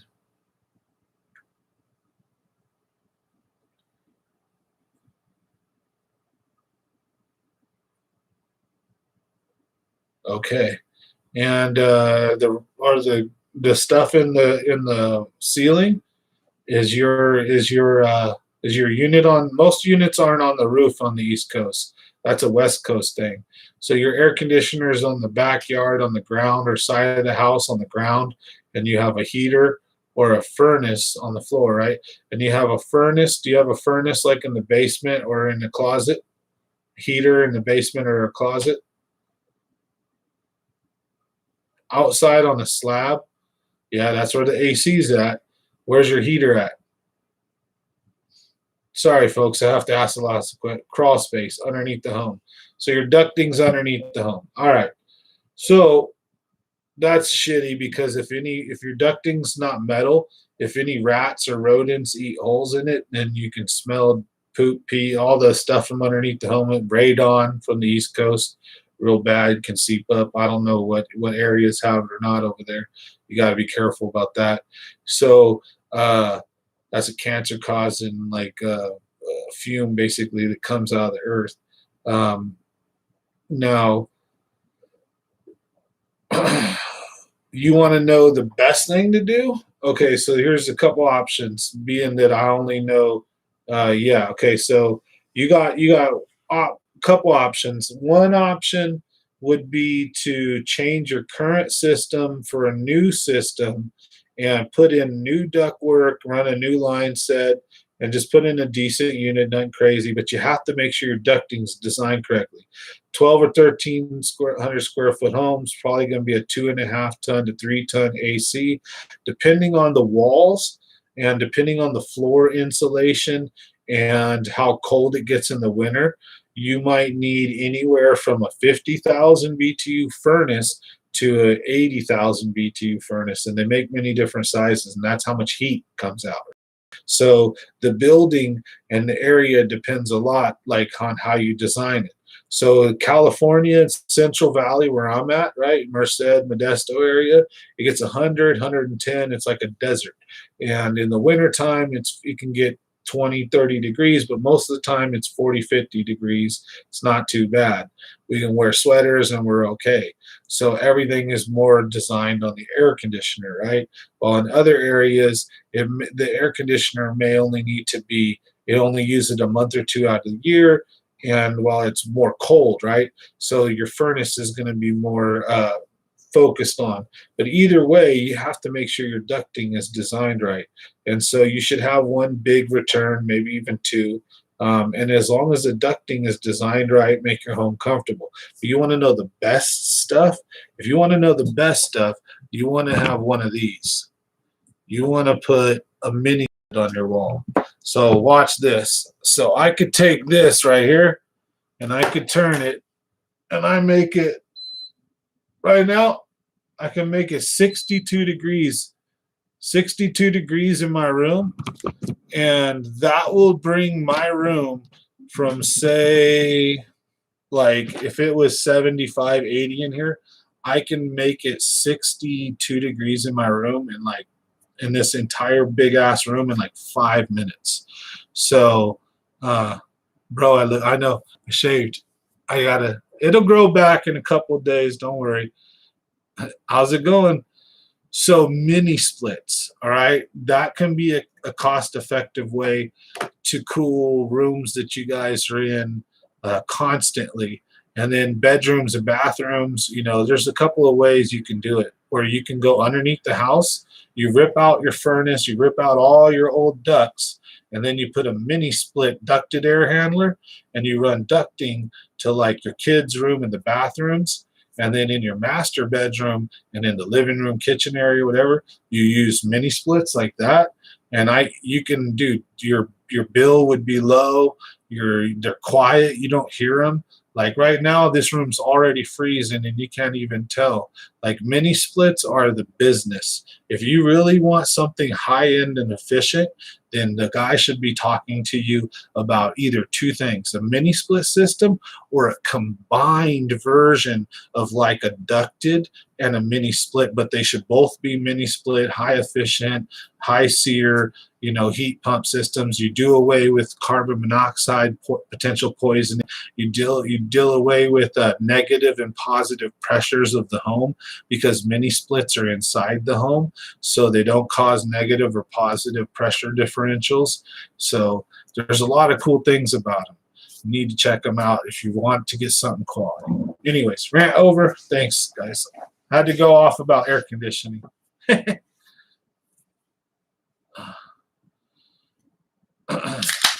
Hey, guys. Yeah, they have them in the third world. They have mini splits a lot in the third world. They have and again, because look, you could never put your kids to sleep with the mini split. If you have an old inefficient furnace and the heat exchangers crack, I'm not trying to scare you. I'm telling you as a friend, like over this, I'm not here to sell you one, right? Because I'm not getting the sell out of this shit. I'm in California. You're way over there. I'm just telling you honestly, you take the risk out of it. At least that's one less gas using device out of your home. So less chance of a fire, less chance of carbon monoxide poisoning, more efficient, quieter, more comfortable.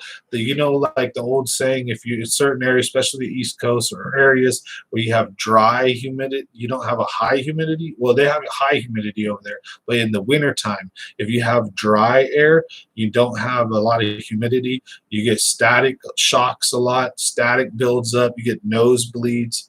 So like with mini splits, they usually are very good at keeping humidity levels pretty decent.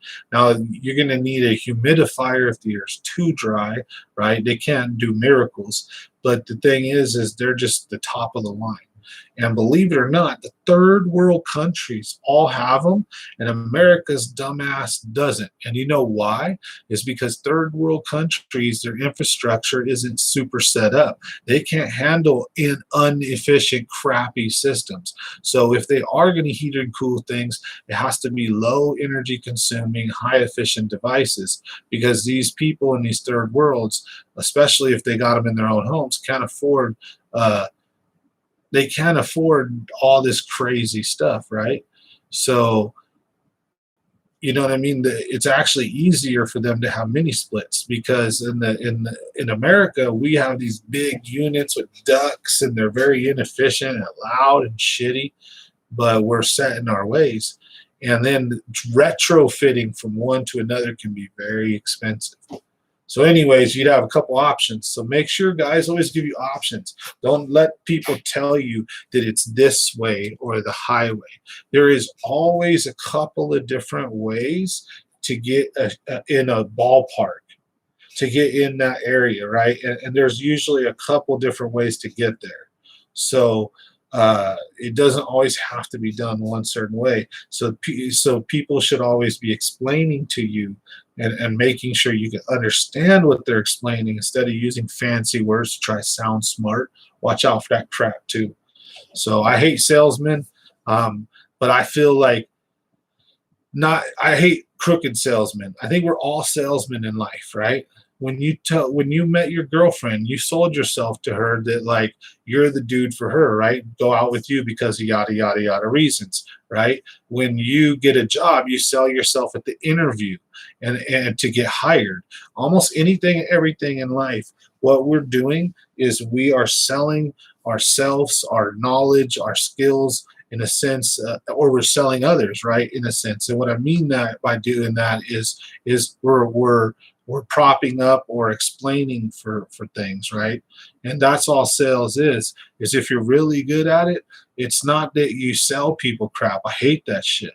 It's what it is if you sell something, number one, we're going to go into a sales conference thing right here, as I sell millions of dollars worth of stuff, and I've actually made over 6 figures in certain years selling, and it's all been legit. I hate crooked salesmen. If you sell stuff, number one rule is know your product. Know it in and out, learn it, actually get into it. If you're not into it, if you don't like it, then you're not going to be good at doing it, no matter what it is. Even if it's not sales, even if it's hands-on work, if you're not into what you're doing, you're not going to like it. And I mean, at least be somewhat into it, be interested in it, right? So when you sell a widget, like let's say air conditioners, learn anything and everything there is to know about air conditioners, how they work, how the efficiencies, know it all. And that way, when you sell something, you are not selling something. What you do is you ask questions, and then you answer those questions, and you shut up, right? I'm going on a long-winded rant. This is a YouTube video, so my bad. But what you do is it's a process of asking questions and finding the customer's issues and problems and presenting solutions to those problems and a couple of different options, and being professional and learning to convey things from you to them without losing much in translation, without getting overly technical, right? And just be their guide and their help. Shut the up, right? A lot of the time, and let them ask you and tell you, and you be the freaking professional. And if you do that at anything in life, then you're gonna freaking succeed and do good. And that's my motto on shit, is actually do what's right, have a conscience. Don't ever try to go for the sale for the sake of the sale. Always do what's right for the customer, and in the end, because of that, they will spend the money that will be doing what's right for you and the company, and it's a win-win-win. You see what I'm saying? So my bad. Had to go off on a little quick sales rant about ethics and whatnot. So I hope you guys enjoyed that. That was actually some very important information if you're in the world of sales. There is no shortcut. Learn your stuff and get good at it, and then you will be a sales genius if you're not a prick and if you take care of people. It's not even sales at that point. Fuck sales. It ain't sales. It's human interaction. It's nature. It's one person helping another person, and you guys exchange goods, right? They give you money, you give them a service, you take care of people, right? So, and if you're a real professional, you're not just there to take their money. You have a genuine goods or service that can help them, So, anyways, exactly. That's what I do about fishing. That's what I do about work. I take very seriously, although I'm a super chill, cool dude, but I take very seriously. I like helping people. I like fishing. I like sharing. That's why I share what I'm using. I'm not a know-it-all. I don't know if, hopefully, the fishing tips and tricks help. But I'm not going to be one of those people that's, trying to keep my tips and my things to myself and, only put out content for the sake of content type thing. So even in normal life without YouTube, I'm just normally like that. So anyways, I once killed a deer while eating a Wacky steak. God bless America. There you go, folks. So yeah, it's about caring about what you do and about having some ethics. And yeah, anyways, that is my main pillar of life and sales and everything. Pretty much it boils down to is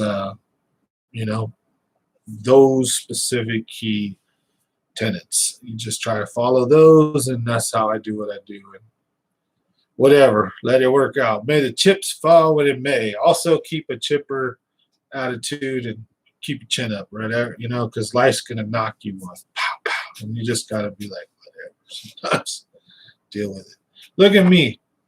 Damn, I'm a fool. I'm double-fisted again here, folks. Common Sense Fishing. Thanks for watching, guys. Smash that like button. If you're new here, hit the subscribe. This is a fishing channel where we talk about all kinds of crap. So, and for my folks who are obviously the subs and the members, thanks again. You guys are awesome. Don't forget, we have giveaways coming up soon. We have our May giveaway. So we're going to run that about halfway through the month. I just did the last one on 420 because I thought it'd be funny. Got to duct tape those beers to your hand. Edward beer hands, right? They did. My buddies did that. It was hilarious.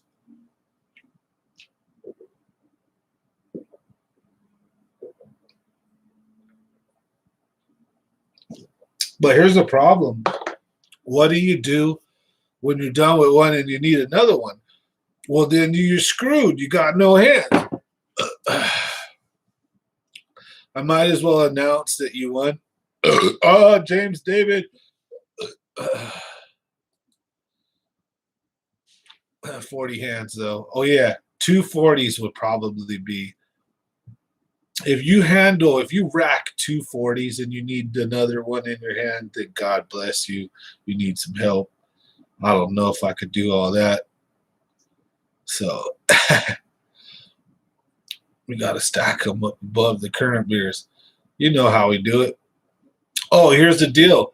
Hey, James, you just upgraded. So hell if I know is the only competition you got right now, boss.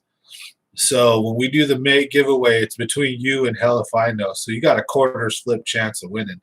Now we got I think 12 or 15 members now.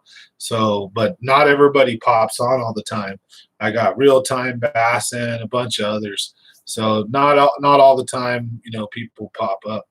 He said, "Hey, upgrade if you want." What I do is look at what the perks are, because what the deal is, as soon as we've been established, right? As soon as we've been established for a minute, the idea is I'm going to actually be holding those really strongly to the T. So what we're going to be doing is we're going to be doing specific live streams that are only for the higher end members. Then we're going to do live streams that are for the lower end members too, because there's 3 tiers, right? So when I finally sold my merchandise and I have Common Sense Fishing and I have Common Sense Fishing hats, okay, so the lower guys get 10, the middle gets I think 15 or something like that, and the higher ones get 20, 25% off. And Like I said, I'm doing giveaways. So right now, the two top tiers, they get entered in their own special giveaway, and then the basic members, they get in their own giveaway.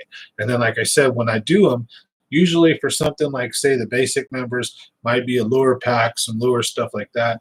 For the other members, though, we usually have better items. And you guys know I'm talking about fishing reels, fishing poles, or just cool custom stuff. So I've also picked items off of the shelf here and given them away because I collect so much cool crap. Sometimes I just say, you know what? Somebody want an autographed baseball. Check it out.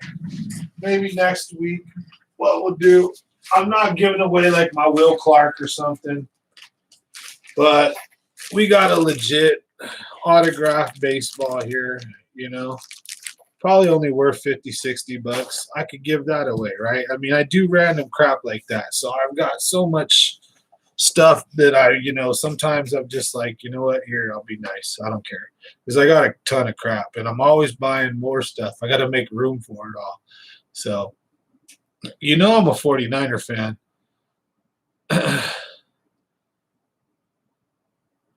Richard Banger, nicknamed Dick Banger.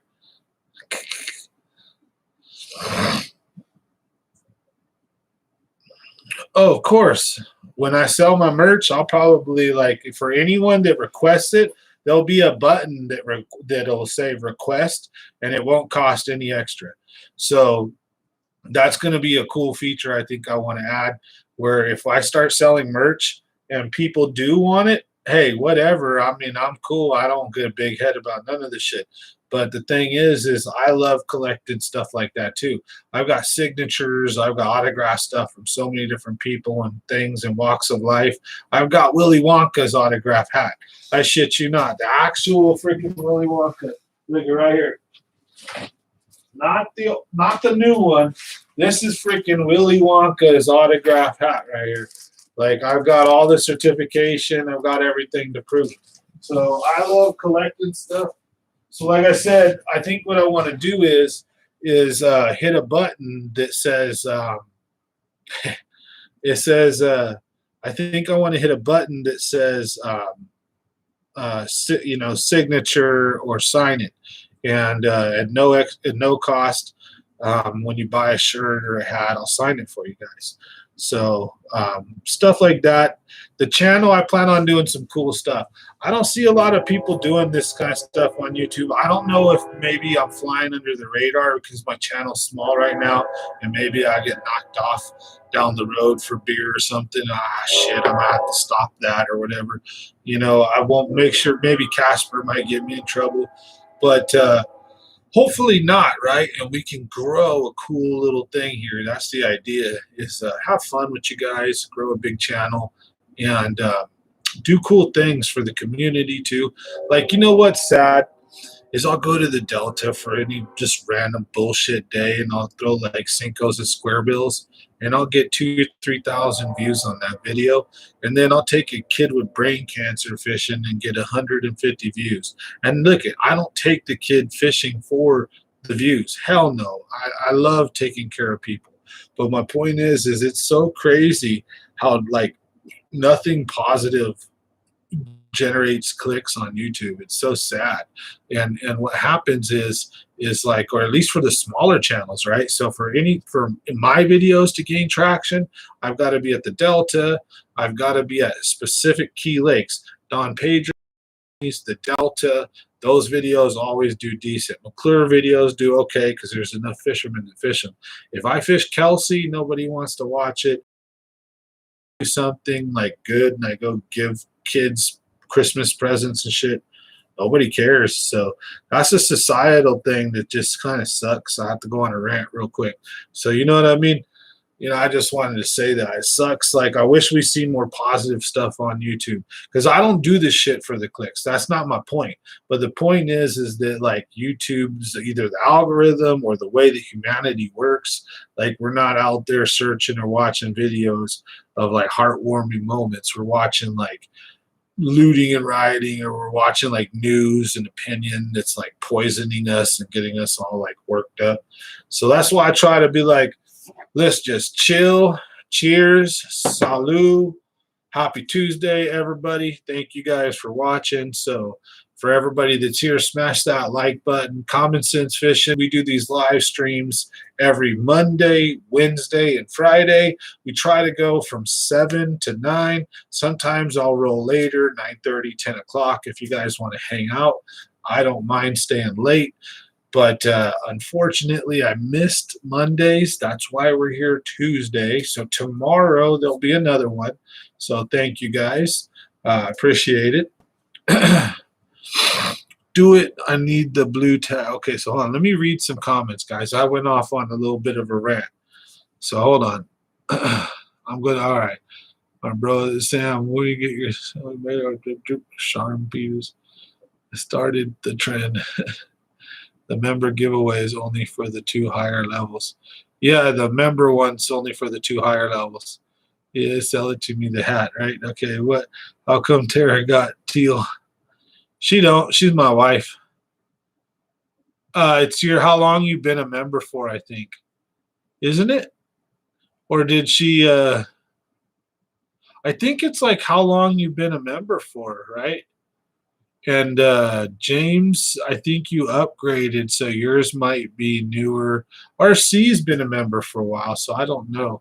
I think what it is it's like how long you've been, they change colors, right?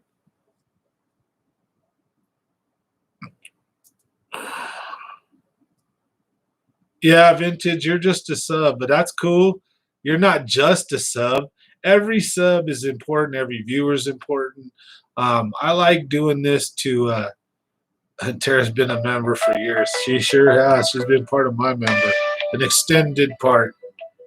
Let's see who's this. You guys will answer some phones live.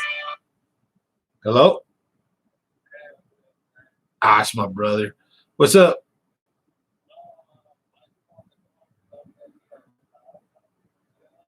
Okay.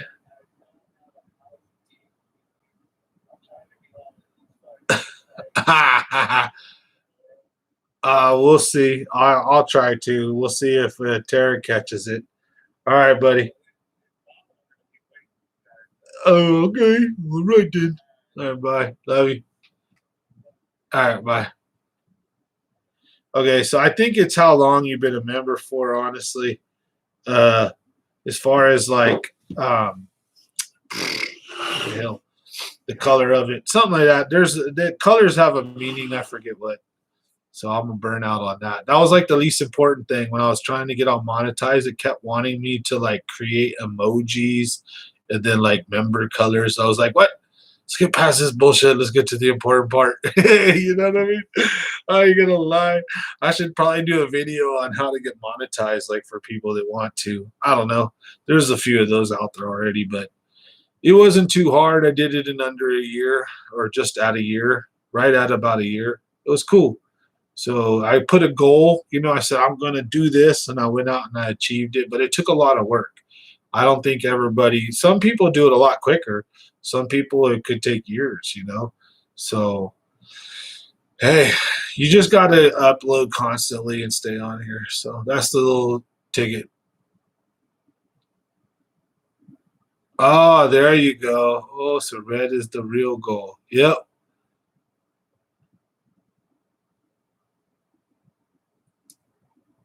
Oh, that's cool, Vintage. So let's read some of the stuff here. All right, Tara, the real OG. I've known Tara since I was about, I don't know, 5, 6, 7, 8. I don't know, something like that. And we were first everything, if you know what I'm saying. High school sweethearts and whatnot. And we fell apart for a few years and ended up finding each other again. And hey, we've been together ever since. So. Right, let's see here. That's for sure. Oh, yeah. Oh, do it for the views, for the thumbs. Oh, RC upgrade. Sweet, buddy. All right, what level I'm in? Tara's been a member for years. Get her gold, bro. That would be dope. I get her gold, but she gets mad. when you click on see perks, there we go. Okay, so red is the real Sam. Maybe I'm gonna start a YouTube channel. Call it Skunks or Us because I never catch fish. Ah, hell yeah. RC, there you go. Congrats, buddy. Thanks for signing up. But oh man, as long as you get out there and fish, tell me it ain't fun though to get out. Man, creative. Rich creative.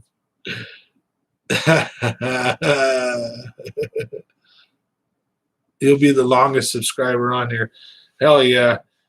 I tell you what, I like how you've been on for a while, man. I like chatting with you guys. I got like a certain set of you guys that are always pretty much on for the live stream. You know what I'm saying? But yeah, the thing is freaking is like I'll remember you guys. I swear, you'll see. What I could be like Tim Pool level, it wouldn't matter. Like I have this weird memory. After a point, when you get too many, I won't be able to. Right? That's just normal. But I can name off my subscribers. Most of the ones that comment, I can name off the ones that always like are on my live streams. I can name off the ones who watch my fishing videos, but not my live streams. I know who watches my live streams, but not my fishing videos. And so like I know my audience, so it's pretty cool. I feel real connected. Like a lot of them are local, but it's cool. I've got guys in Africa, in Germany, in the Philippines. I got a couple in Mexico. I've got like I've talked to these people too, because like I've given my Facebook out. You guys know my name, all that stuff, right? So people send me friend requests. I chat with people. I give them fishing advice. So like whatever. I'm just as long as I'm not getting too bombarded, I always will respond and answer people. That's just the way I am. So I have a good time. Have fun here. You know, that's kind of the name of the game. So this live stream is where we BS. Obviously, it's past 9 o'clock. So I'll tell you what, this is a bonus live stream night. We're going to go until like probably, let's say 9:30, 10 o'clock. And we got Kyle on. Hey, Kyle. We've been having a good time. So let's see where I've been missing some of the comments here. Had to get in. I see trying to steal my prize. Heck yeah. Troll with me. I'm a troll too. We all get in our little troll mobile and we'll go get under a bridge and troll someone else. You guys can troll me all day. I love it. If I win us, so just don't talk to Casper too much because you might forget us. I forget everything, but not if I remember it, if that makes sense. If I remember it, I remember it. If I don't, then I'm never going to remember it. So anyways. Oh, dude, you're going to smack him. Christian is the man. Oh, I don't think he knows me, but you can tell him I said hi. He is a really cool dude. I think I fished like when I don't remember if it was him, but I fished against dudes like Matt Frazier and I think Christian back in the Future Pro Tour days like 10, 12 years ago. And I just got broke, divorced, had a lot of trouble about that, 10, 12 years ago. So, it sucks. But I hope you guys have fun. Get out there.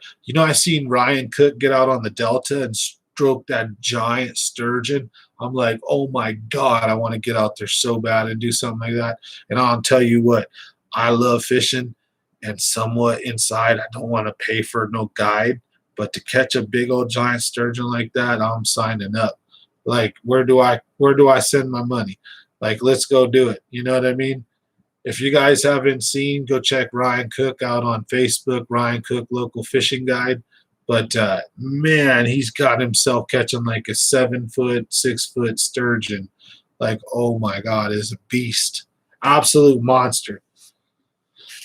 So anyways, okay, let's go. Where we're at. Nice.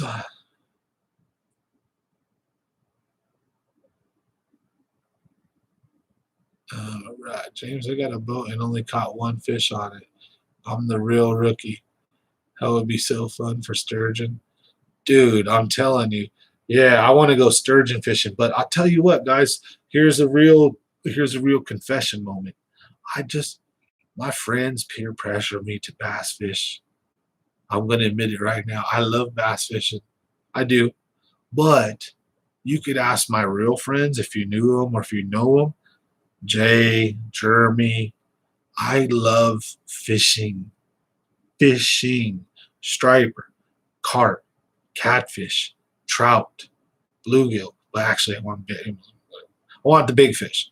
But, anything pulling and smashing away on my pole. Salmon, I love it. I want it. Shark, I don't care. A whale, I don't care. Give me the biggest fish I can have. I love fishing of all species and all kinds. But unfortunately, almost like peer pressure in a way, I've been just like bass fish, bass fish, bass fish.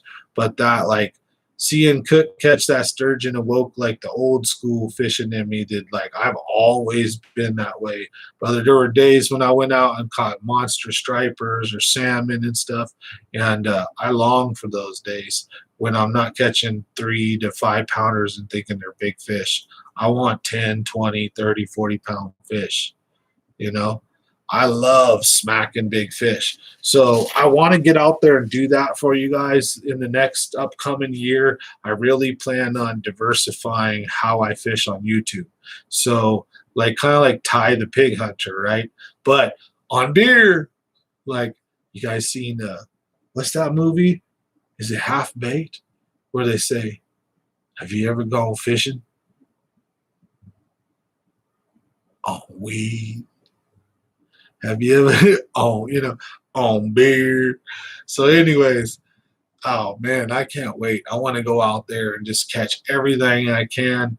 Have a great time, bring it to you guys, show you guys me catching carp, catfish, just everything. So anyways, I'm super stoked to bring that to you guys soon. If you guys don't mind holding with me, I've been having like a lot of beer. I got a pee-pee break real quick. I got a bathroom right there. Give me just a second. I'll be right back. So we'll see you guys in a moment. Call this the intermission. Chat amongst yourself.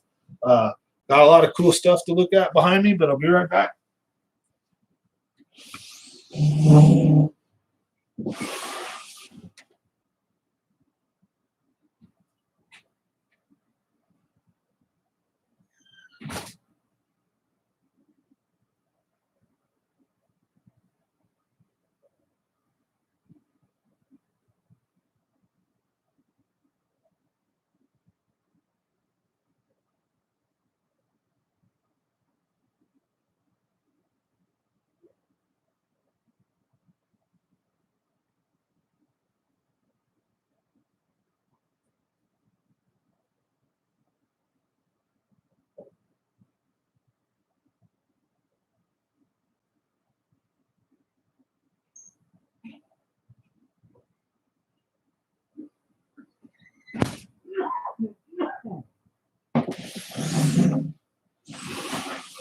All right. Thanks for sticking with me.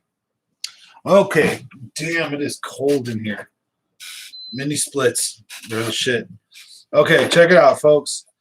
I need your guys' help. Common Sense Fishing needs your guys' help real quick. Got a quick question for you guys.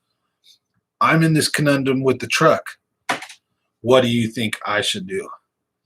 I want to try to get a loan and buy a new or new used, most likely Chevrolet, GMC, or Toyota. Maybe Nissan, but most likely those three. What do you think? Am I leaving out Dodge? I had a Dodge Durango. She went 250,000 miles. What do you guys think? Leave some comments. Come on, truck folks. I'm not a big truck person, never was. So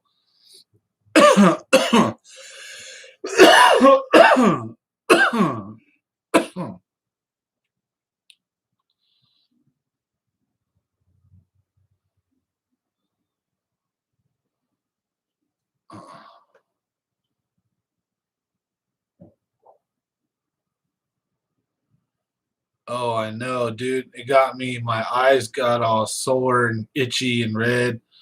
And man, I'm caught. You guys hear the little wheeze and what?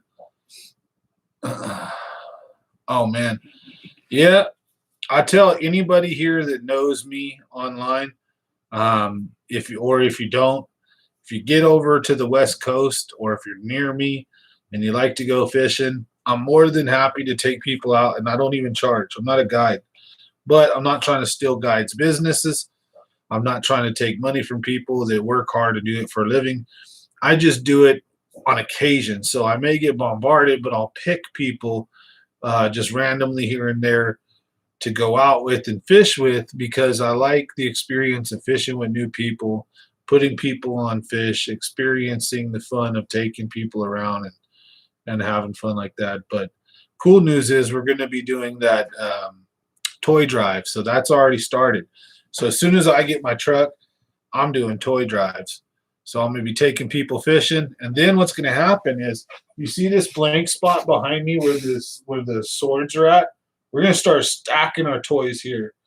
So as the months go by, we're going to see this wall of toys, this pile of toys, get as high as the whole freaking room until I can't move anymore in here, right? And they'll be everywhere.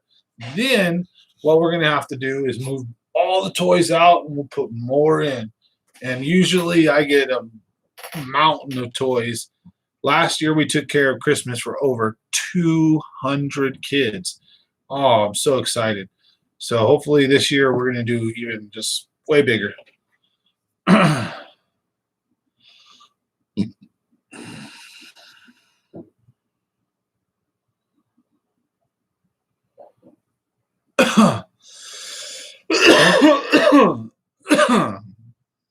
Yeah, I know. That's why I've heard, Chevy guys, right? The Chevy and GMC is kind of known as being the more tougher truck of the American make. But Toyotas have been also known to go for like massive miles. V6 is better on gas than V8, and I don't necessarily need V8 for my work or for the boat that I'm towing. However, I don't know if would a V8 be better in the long run towing a boat constantly on its life, or would it be better the V6 towing the boat? So am I going to kill my truck in 150, 200,000 miles or less with a V6 and then go 250, 300 with my V8? Like, will I get more or less? That's what I'm wondering, like lifespan. Because I fish like all the time. So once I get a truck, work can suck my womp. I don't mean the people that I work with or for. I mean, like, I'll basically, because I own my own business. So that shit, I'm taking 2-3 days off a week on fishing. So as soon as I get my boat, it's on. Or my boat. As soon as I get my truck. So I got to figure out what the hell to do with that. A lot of different options, isn't there? So I don't know. The problem is finding that then, right? So you got to maybe have to go out of state or out of area. So I may find the truck that I want, but I may have to go somewhere to get it at a really good price, if I really want a really good deal. So I don't know. And I got one shot at it, right? I don't want to run my credit a bunch of times. You got to run it once. So you got to pick where you're going to go and what you're going to do, because I don't have enough cash to buy it outright. Almost, but not quite. Not trying to throw that. I mean, not trying to blow my entire savings and checking and everything at it. But no, that would be pretty stupid. But with hyperinflation coming, might not have a choice. In who knows, in 1 year, 100 grand has gone from 100 grand down to like 60 grand. Like lumber, copper, everything shot up in prices. So it's like, what the? If it does it again, it's like, shit, you better buy something now, because in 6 months it's going to be even more expensive. Wow, man. Tell you what, good old days where I could just drive the mystery mobile, have my broke ass Chevy Astro get me around everywhere. I had this little van, looked like the Scooby-Doo ride. And we called it the Mystery Mobile, and it was green and everything, and it was funny. That little van got us around like for years. I put like 200,000 miles on her, and I think I did only like one oil change on her. When she finally went, she must have had like brownie sludge for like oil,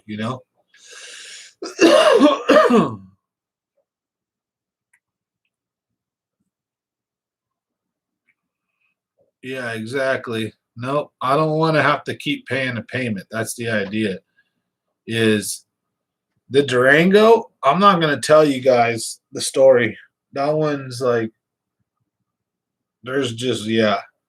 Not gonna give you the full context, but let's just put it this way: that the guy traded me the Durango for like what would equivalent to peanuts to me, to my value. Like for what I had to give to get the Durango, it was a legal trade, everything, and then he signed the deed over to me.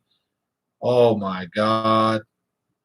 And that thing has lasted me like 6, 7 years, 6 years. I put 150,000 miles on that thing, something like that, 140,000 miles. I got out of freaking peanuts, like, and I mean quite literally peanuts, like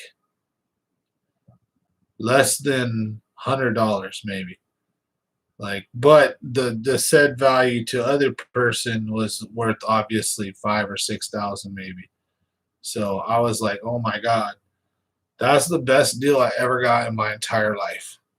And it was not a ripoff because I do not want to tell the whole story.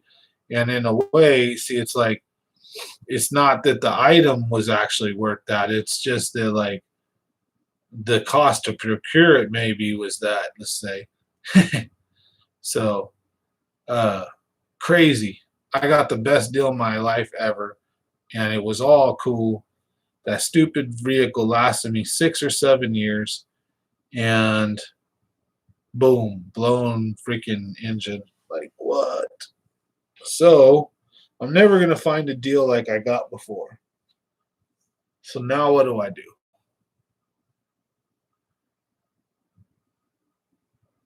What do I do? The Ford F-150? Yeah, Ford's got a bad name though, don't they? I also worry about so here about my truck people or my vehicle people. I heard about aluminum frames and about them not taking crashes at all, like being deadly or like not good. What am I going on here? You know what I mean?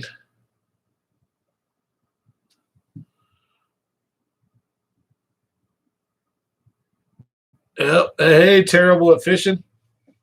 So I want anybody who's here, if you guys get a chance, I'd like, how's it going? I'd like Terrible. If you get a chance, go check Terrible at Fishing's channel out. Once I get my GoPros in and I get all my stuff for the channel, I'm sending Terrible my GoPro, help his channel out. So he's at almost 280 subs. Cool dude. So let's help get him to 1,000 if we can. I mean, we don't have 1,000 viewers on right now, but I keep telling my channel go check his channel out. So nice to see you on, buddy. I think he's over on the East Coast too, so it's pretty late over there right now. So I appreciate you guys watching. Red Eye, late at night over there. Or no, Terrible is in Oregon. He's over here West Coast with me. I remember now. I'm a doof. He's up in Oregon. So hope you're enjoying your time up there, buddy. Doing good.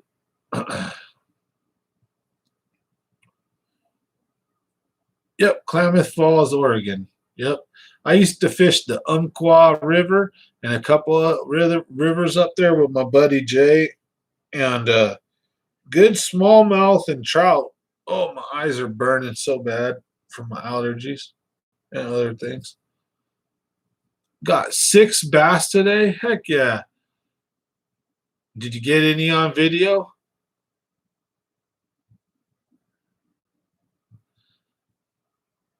Oh man, I heard Chevy's like the man truck. Like Chevy's the one to go with, but Chevy's supposed to be the wee wee truck. What do you call it? GMC is supposed to be like the top dog. Like Chevy's the base model, GMC's the better stuff. So, oh man, well, terrible. When I get my GoPros and my stuff ordered up and get you in, we'll get you my GoPro 8 sent to you, so that way, I'll wrap it up, taking care of it. That way you don't have to worry, and you gotta remember it's GoPro on, and then you have to tell it GoPro start recording. So you have to tell it certain key commands. So if you need any help with it, I'll be sure to help you out.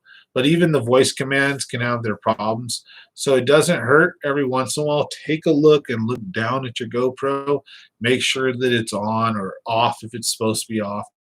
That way you don't kill your batteries, do all that stuff. So try to help you out there. So don't crash the truck. Hell no. Let's see here. I got a solution for your. All right, let's start reading some stuff here. What do you think of a Chevy? Maybe. I got a solution for your safety concern. Just buy a Tahoe Yukon. It comes with the same third row seat. You can fit 8 or 9 people. Comes with 4x4 and you can fold the seats to fit things for fishing. Yeah. Yeah, I was thinking, but I was thinking I also want the bed of a truck, because then what I could do is I could take lumber, and I could take like piping and things that are long and just have them out the back of the truck with a flag on it. While in an SUV you can't do that because I do heating and air. So if I have to, like, for some reason take something that's really big, the bed of a truck may work out a lot better for me than say an SUV, because I may need stuff like platform and wood and stuff that yeah, Toyota was what I was looking at too. Yeah. So that's kind of what I've been torn on, guys. You got to think about it. So I've been kind of torn on Sierra GMC, right? Or whatever, sorry, the Chevy GMC, or like Toyota. Like foreign, I'd probably definitely go Toyota over Nissan, right? So it'll be Toyota. And American, you're looking at Chevy and GMC, which are really the same thing. But GMC is supposed to be like the tougher, better version, the higher quality, right? And um, my eyes are burning so bad from allergies, shit. And then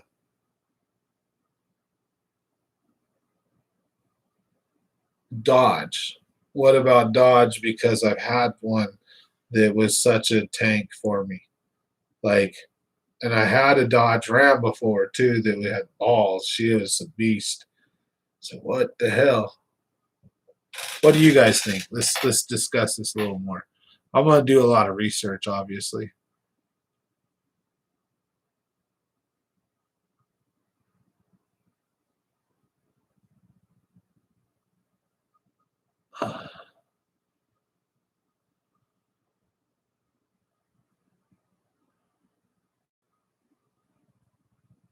Yeah, I've had a Ram 1500, and I had a 2001 though. Balls, dude, super balls, super crazy. But I had the single cab. I didn't have the dual cab, so it was a shorter one. And she was mean, dude, super mean. Like, oh man, dude. That's what I like. I like the Dodge that I had too, but that's where I'm kind of stuck, right?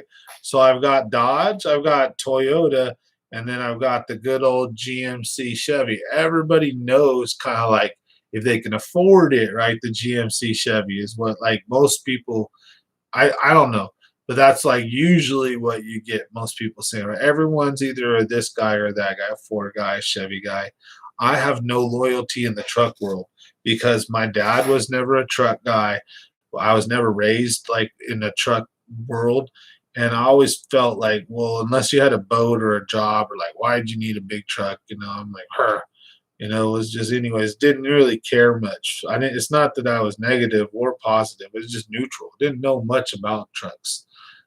So I got my first one like 10 years ago, 12 years ago, right before I got divorced, maybe say 12 years ago. And I had a Dodge Ram. And then I've had not even a truck, I've had an SUV, a Durango, for a long time, for many years. So I've actually only had one truck, and I do miss the bed. A bed is a lot different than like laying seats down and fucking up your nice truck. excuse my language, folks, but you know what I mean, messing up your really nice truck inside your nice interior and just like putting stuff and crap in there and scratching it and messing it up. So a bed helps over an SUV, right? So anyways,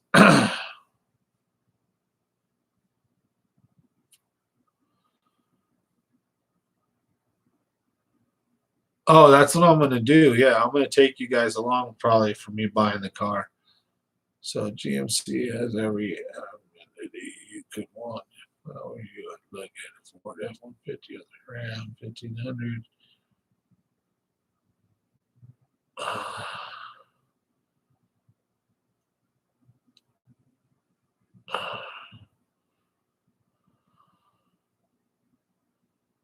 Yeah, I do like.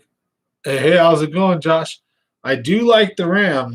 I've had a Ram, and my Ram was like, damn, so much mean. Like, oh, good. She had what was it, posi track. She was just, oh, she was loaded, dude. It was a Cowboys truck in Chowchilla, and I bought it used from him.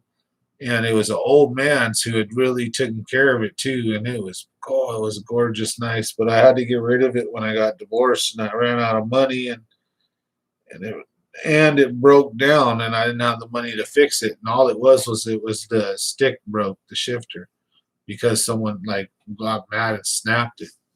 If you know what I mean. So.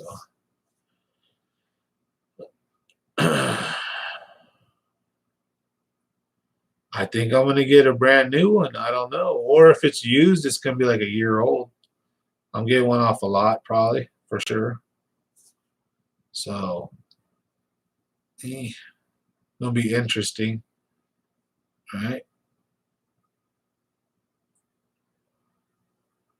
Price is gonna be a major factor because it depends on what we get qualified for, do or don't, right? So that's all an important factor as well. What's my buying power? You know, like what will my credit and my stuff get me, basically, and then look at that basically too. So, oh shit, I hope not. Like fudge brownies for sure. I don't want to spend 50K. I'm like Mr. Krabs. No money, you know. Oh, I'm sure I can work and get it for sure.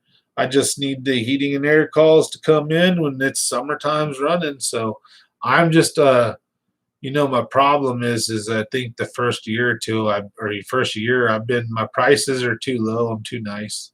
So as I get busy, I start raising them a little bit more at a time, but not too bad. I'm too nice a guy, even in business. Sucks. When I do it for myself. When I'm working for someone else, I can justify. I don't care. But when I'm in it for myself, it's like I still can charge a hefty amount, but not like hefty, like what I'm worth. But it's still, oh, I find myself too often just being way too nice. Like, fuck, should not have done that. Oh, I know. It's hot as heck here, terrible at fishing is from the Central Valley, so he knows how hot it is here. It's more expensive to be cheap. You know it is in the end. It really is. Yeah, I know. They're all near about 50K.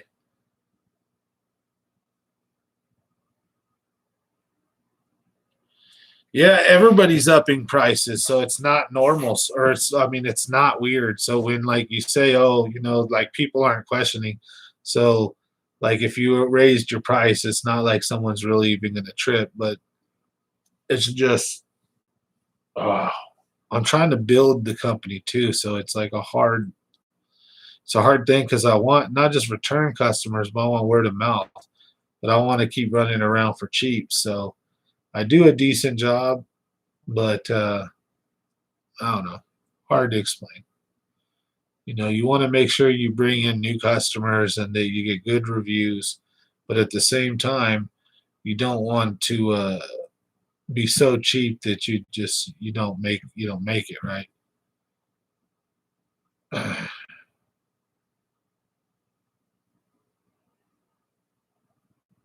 Yeah, get ready for $700 payments or more. Yeah, shit. That's crazy.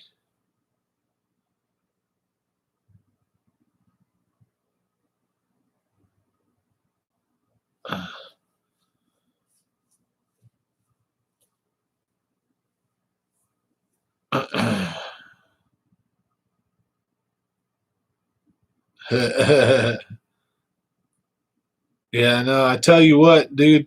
Yeah, you got Ram Ranch then. But no, like you know what it is though, too? It's insurance, right? So like say the truck payment's 500 a month, you think, oh, that's the payment. But then the insurance on that brand new fucking big ass expensive truck is 200 or whatever a month now. So now yeah, you're 700, 800, whatever a month. So yeah, I ended up, what do you call it? I own all my vehicles right now. Thank goodness I have no payments on my vehicles. So, but I'm about to shit because I cannot afford a truck right now. I have not put enough AC work in to go buy a truck out just right. And I'm not one of them wieners that put up a GoFundMe or any kind of crap like that for myself. I mean, if someone else did it, yeah, but nah, I'm not really like that. I'm not. I don't know. I was homeless, man.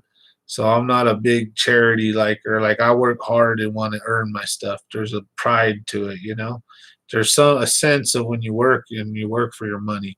I don't like being handed stuff in life. Like sometimes, I guess you'd say it's cool when when you're to take a rest and have a hand given down to you. Let's say, but it's not to like rely on it and also to ever take advantage of it and or if you don't need it, you should never take it. If you know what I'm saying. And I don't know. That's just how I've been in life. So yeah, trucking insurance. I don't know how much trucking. Oh shit, not including insurance. Wow, holy moly, macatoli. That's a lot of money, honey. 60,000, $70,000 truck probably. Oh goodness. If you're talking now, you're not talking about your diesel truck that you use to pull loads, right? Or are you talking about like your work truck that maybe if you do like ranching or you're pulling something like as if that I there are 60, $80,000 big ass giant like you said Duramax, I could see that, but I can't afford one of those. I'd rather buy like the fake Duramax, right?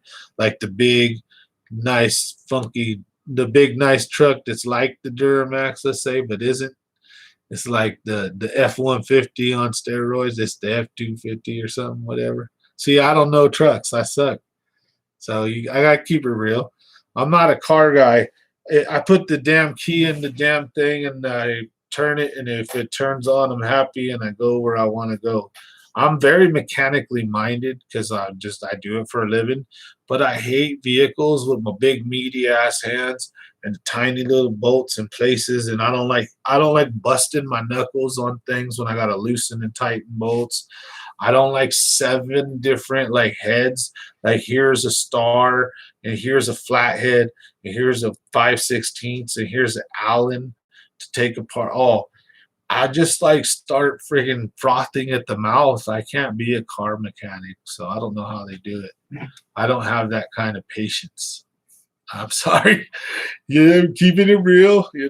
I'm not the sharpest tool in the shed when it comes to auto mechanics. I hate them. Like I got all the theory down, and I'm like hard probably to, well, not hard to rip off. Anybody's you could rip off if you know your trade well enough, but only crooks do it, right?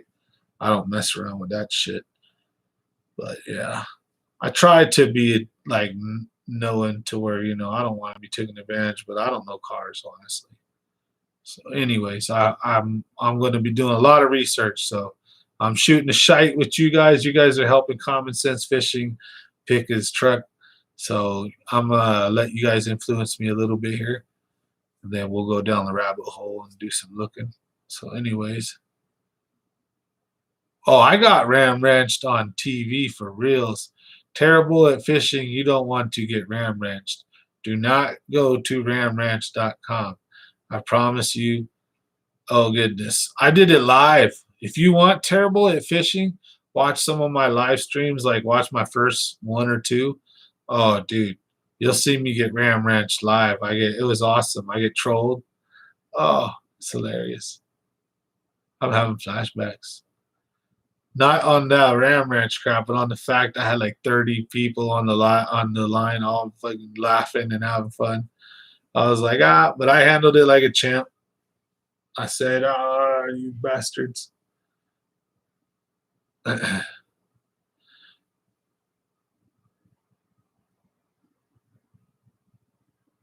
Oh, nice. Yeah, I love the Niners. See, terrible at fishing. I got a ton of Niner year stuff. They're my team. I got Joe. I got all kinds of stuff. Yeah, I bet you liked it, Sam. Oh, you know it. I loved it. Oh, yes, it was great. Not. Oh, goodness.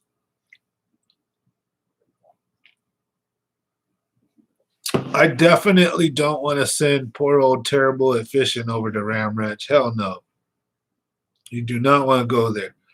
He'll have a heart attack. You guys be responsible for his death. I'll tell his family too. I'll point him. I'll be like, it was David James did it. No, I'm just kidding. Like, you snitch. Snitches get stitches. That's hilarious. How's everybody doing tonight? I'm hanging out. Went a little bit extra for you guys because, we're doing these things at 7 o'clock now. That way I can have dinner with the family. So,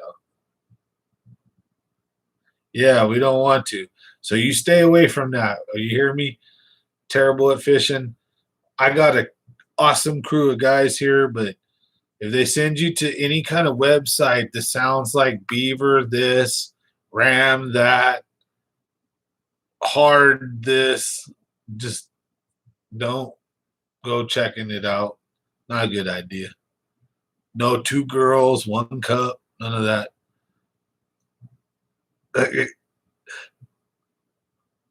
Oh, you're all red from the sunburn fishing at the lake? Oh, no. See? Don't listen to what he says if he starts talking about weird stuff. So anyways, you fished all day at Dog Lake, but you got, 6 bass, you said? That's cool. Good job, buddy. I got to get you my GoPro, man. You got to record that stuff so you can get better. Because, see, terrible at fishing, you're not bad at editing, and you make some cool little graphics and stuff. I'm too lazy and burned out, man. I drink way too much. Old Casper chills with me, and I whatever the lemon party is, and Blaze it, Johnny Blaze, and chill. Next thing I know, man, I do my videos, and I'm happy.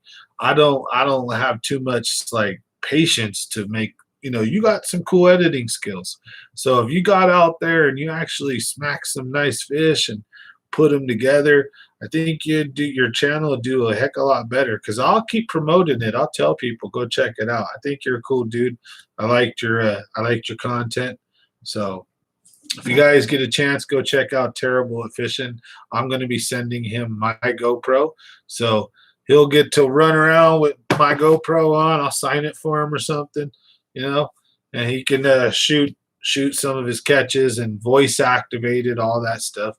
Just one thing is you're gonna, if you want, you can take it and send it in. The lens is kind of like you don't want to put it in the water, so it works perfect as a camera, but definitely don't put it underwater, so it won't be waterproof. That's the reason why I'm sending it to you. It's not waterproof anymore. So it works perfectly fine. The lens fell out and I don't want to super glue it back in. And I think I even might have the lens somewhere. I don't remember. Stupid thing. Not the lens, but the glass piece that makes it waterproof on the front. So it's like a normal GoPro and everything's fine. You just gotta watch it. The lens is exposed, so you don't want to dunk it in the water. So I'm gonna send that to you. I'll bubble wrap it and all that. So just keep it on your chest. Make sure you can do all the voice activation stuff on it. So I think you'll like it.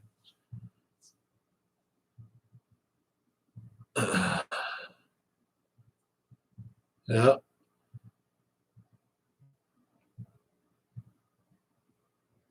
Oh, me, man. If I did, I don't see. I can't afford. I don't have anybody to edit for me, and I do what I can, but I don't have like the thumbnail skills, like the attraction power to bring people, right? But but the thing is once here, I think I do a good job at communicating with you guys, having a good time. You know, oh yeah, if you guys want to help, I'm always into some collaboration and like RC. I'll send you some photos, or not some photos, but some video. We just gotta figure out how to do it because I don't know how. See, like I'm pretty technically minded with a computer, but I don't know how to take a file as big and email it. Like you've got to zip it or do some crazy shit to it. Like I don't know how to shrink the file, right? It's too big. I always want you to like, you know what I mean? Oh, Google Drive. I think I could send it, but then I think you have to like spend money, or there's like only an allotment of so much that I can send. It's like only so many gigabytes, and then I don't know what happens after that. So, because I did send something to through a Google Drive, and I noticed what it did, and I'm like, oh, interesting. So I'm like, I wonder what happens when you hit your 15. They actually probably ask you for money, or something. I don't know. So like, I'm a little bit like not I because you know what I mean. Like I've been a kid of the 80s and 90s, and I'm very internet savvy in the sense of how to get around, what to do. I know all the different shit, but it got to a point when technology in between, like say the late in the mid 2000 and like tens, like in the 2015, 16, 14, when cell phones and computers really got way more advanced instead of just like swiping or holding things down or double clicking and stuff like that. Like, I kind of stopped paying attention and the computers and shit. So, you know what I mean? I forgot like how to do a lot of that stuff or didn't know. And like, honestly, with this, it's like how with kids and life, it's like you don't have a lot of time. So sometimes it's frustrating to sit down and try to do something like that. So it's either I make videos, I have my SD cards, right? I pop them in my little video editor. I can make videos, I can do slow down stuff. I can put some little text in there, but I can't do like really cool stuff on my program that I got. And then the other program that I got, the Adobe Premiere, I got a really kick-ass program. I got Adobe Premiere, but I don't know how to use it, importing, exporting, and then how do I get these things, right? Like most of them, they're not preloaded, so like you have to get them from somewhere, have someone make them. I don't know. So I'm like dumb at how you make these memes and gifs and things like with like I know how to make normal ones, but like really good quality ones, I suck. So I'm sorry, guys. So that's why I try to take you guys out, fish, have fun, teach you what I can do really good, right? Because I can fish pretty good, and I could drink beers good. I could chill with Casper cool. I could rap okay. So hey, I do heating and air conditioning like a champ. So I talk to you guys about what I know. So if you guys know some more about that stuff, that's cool. Maybe message me, get a hold of me, because I get paranoid somewhat as far as like, when I've been like watching YouTube for like shit since it was first like came out, right? I mean, when it was very, very young in its infancy, I was one of the first viewers. I remember so many things you can't watch on it that you used to be able to watch back in the days. And YouTube is like super X-rated, like back in the days. It was crazy.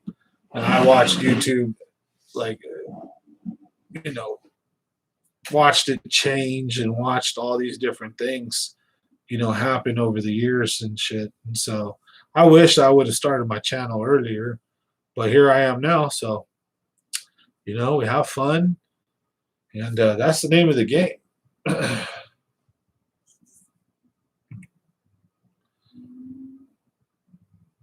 Yeah, either way, dude.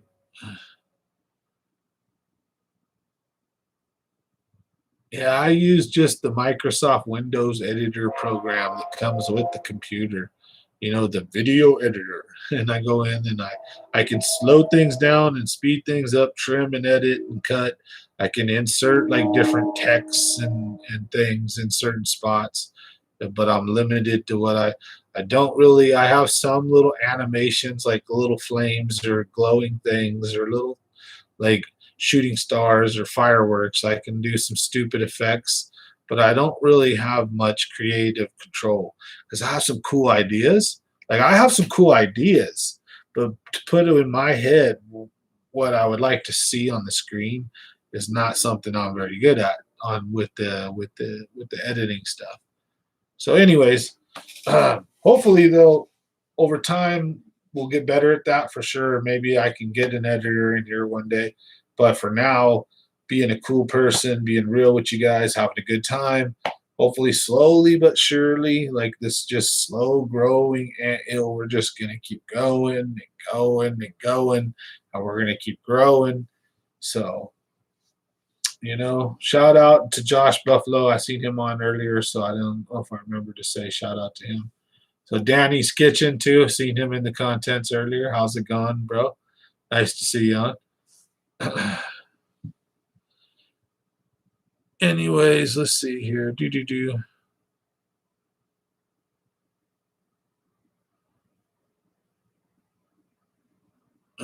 can use something called what?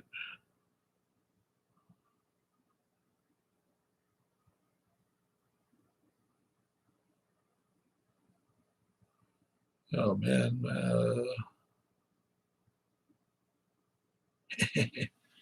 I got some guys that'll probably do some stuff too, but the problem is setting it all up and being with no truck.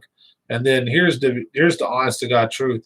He said something awesome and epic up, but if it's Kelsey, nobody cares. So it's got to be the Delta, Clear Lake, or something like that around here. Like the Delta is probably where I want to go next. If I want to get views. Honestly though, I cool to do that. Like I'd love to do something like that. The only thing is it's sad nobody will watch it. So if we go to Kelsey, if we go to Don Pedro or McClure or New Maloney's though, we'll get some views. And I know those lakes pretty good. So I wouldn't even say someone shouldn't have to come along with me and uh, and just film. The idea is you should be able to fish right next to me in your boat, right? Like if we took two boats, we'd smash out, go places, fish right next to me, and anytime I hooked up, you would record. And if I was on a streak, you'd probably want to probably leave it running and film me, but you could fish while filming me. You know what I mean? And then the idea would be if I'm in a hot action, keep it on me. But if things are slowing down, you don't need to get every hook set and all the stuff. But if I'm on top water, yeah, that would be cool. But the thing would be is it would just be fun to get out and do something like that. But I don't know. I'm not a how do you say like uh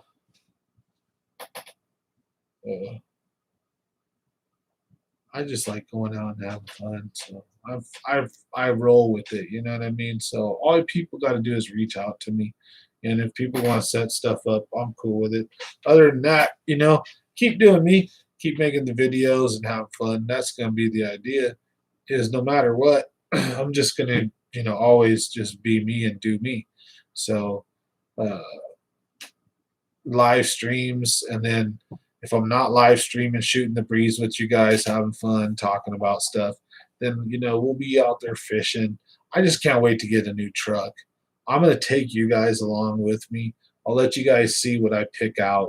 I'll show you guys the ins and the outs, and we'll hold our breath together as I sign the paper. I'll try to cut it into a couple. I'll bring you along, and then I'll drop off. I'll do a couple live streams that day, show you guys the truck that I'm picking, then maybe signing like something, but not crazy where you can see anything. or getting the keys or something or driving away with it, right?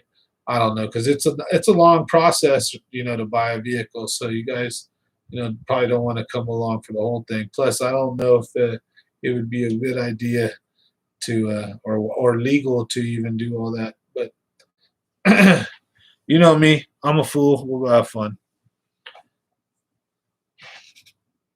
Salut, happy Tuesday to everybody. How's everybody doing? Common Sense Fishing. If you guys get a chance, smash the like button. If you're new here, subscribe. This is where we talk about everything from fishing and whatever to everything under the sun. These live streams aren't really fishing dedicated. They go off all kinds of subjects. And then usually during the week and stuff, I try to put out fishing videos. So I'm having truck issues. As soon as we get them resolved, away we go. I think I'm down to my last. I've been double fisting these beers for a minute now. We need to get them down. You guys ready to see me put one to sleep? These beers are really good. I've been lagging, having a good time yapping, but it's easy to talk for a couple hours straight. Fuck, that's crazy.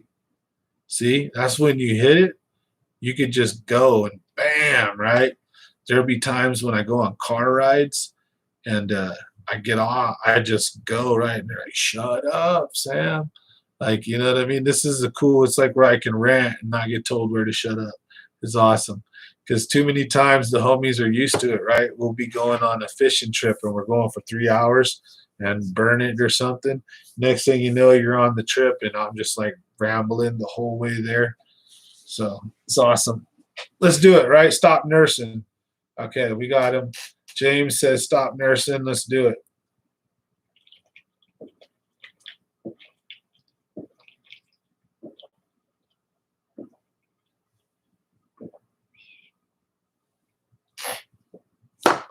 Dusted. Dusted and disgusted. Woo! Hey, 209, you popped in at the right time, caught me smashing a beer. How's it going? Having a good time over here. We're talking about all kinds of crazy crap. Trying to get out fishing soon. I'm going to buy a truck. So my Durango blew a cylinder. I can unplug one of the cylinders. So check this out, guys. Excuse me. I can unplug one of the cylinders and run off of my other 6 or 7. Well, it would actually be 6, I think, or would it be 7? I don't know. But I can deactivate the one that's acting up, and I'll plug my catalytic converter up. I'll lose power eventually. Things will get really bad, but I can use it probably for another year.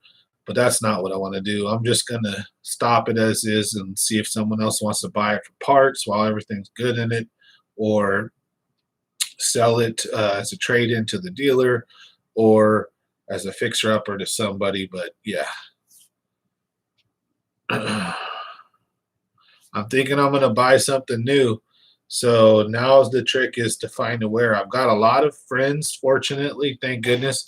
I've got a lot of friends that are willing to help me out, that know people at dealerships. I know people that work at dealerships, and everybody's talking about trying to get me a good deal. They're telling me where to go here and there. But the problem is like, I've got to find like what I want, kind of, I think, more than just go to my friends and get sold something that they have available on the lot. I think what I need to do deep down inside is look at what do I want? What do I want?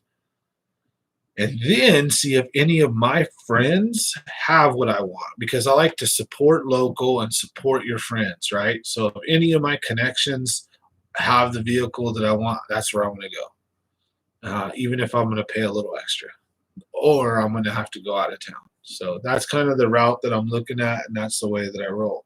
So you know what I mean? First, figure out what you want. Don't just go to your friend because it's your friend.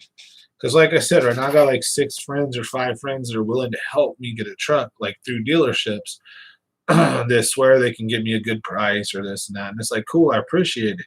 So what I have to do, though, is figure out, what do I want, right? What am I going to be happy with? What do I need? What do I want? What do I need? And choose that which is best for me and my family, and then look and say, okay, out of all my hookups and friends and stuff, which, does anybody have these options? And then we go and we do the deal. So I'm kind of like jittery because this is a huge purchase. It's like short of buying a house, at least, you know what I mean? I bought my house right here. Oh, you guys want to know a crazy fact to blow your mind? 2007, 2-story, 3-car garage, 4-bedroom house, almost 2,000 square foot, big old backyard, big enough for a pool and all kinds of trees and still room for dogs to run and kids to play. Not an acre at all. Real small compared to that, but huge residential lot. I got that thing for $125,000. So when a truck is 50, 60,000, and you're talking, that's half the price of my house, basically. I'm like, okay, so this is a big deal for me. So I'm not somebody who's like super financially well off yet. I've started my new stages of my life. You guys are watching me grow from being like, because you're seeing on YouTube, right? And I'm very open about my life and stuff, but I'm fishing, doing this and that. But right now in my life, let's say I'm about to be 40. I'm 40 years old, midlife, right? And I'm moving past the stages of your youth, where it's like you're realizing you're old, you're getting there, and you have like these fierce goals and determinations and these things that like I wish I'd done sooner, but then I'm gonna do now. I'm going to make my business successful. I've only got so many years I can beat my body up, and I don't want to beat my body up. Eventually, I want to hire other people, train them. And I don't want to even beat their bodies up. I want to work smart, not hard. And I want to grow a successful business. I'm excited. So hard work. There's a lot into this, but also on this YouTube channel, there's a lot that could be done here, because eventually I could sell my HVAC business, right? Let's say I'm doing HVAC for 10 more years, and I'm getting there, but I've developed a decent career as fishing too. The channel grows okay. Hell, I could sell my HVAC business and just retire full time, hanging out with you guys and fishing and my family. So it's cool to have your eggs in a couple different baskets. It's fun to do different things like this, diversify. So, and then like the YouTube stuff is, again, it's what I like to do. So I'm out fishing, I'm out having fun, spending time with cool people, and then these live streams, it's cool. I feel like a little mini radio host, right? Where we get to host this program, and I can talk about things that like, or go off on shit that you couldn't hear in most things, or you're like, why don't people talk about this or that?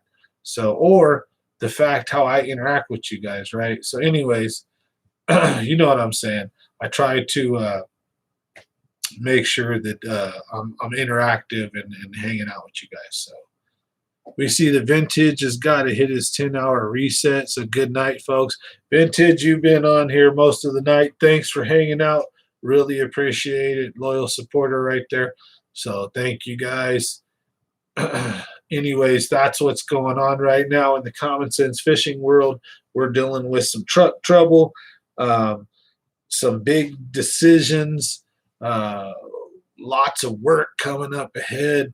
So hopefully some financial success along with some challenges. I'm sure plenty of them. It's about to be summertime. I do heating and air conditioning, fishing. So it's about to be a very interesting next 2 or 3 months.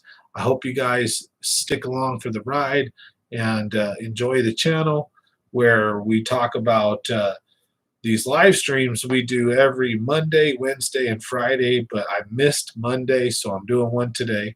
We talk about all kinds of cool stuff, but then on every other day of the week, I'll upload randomly videos when I go fishing and do tips and tricks and all that cool stuff. So thank you guys for watching. We've been on here for a long time. So thank you guys. So I'm going to give you guys a minute before we go. We're going to get ready to go. So instead of just dumping off on you guys, any questions? Does anybody want to talk about anything for a few moments before we go? A few minutes.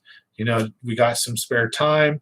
So is there anything you guys want covered? Let me know. I'm hanging out for a few minutes. I still got this beer I've got to drink. Let me know. Otherwise, I really appreciate it. Hit that like button and thank you for watching. We'll be back on tomorrow at 7 p.m. Western time. So thanks for watching Common Sense Fishing, folks.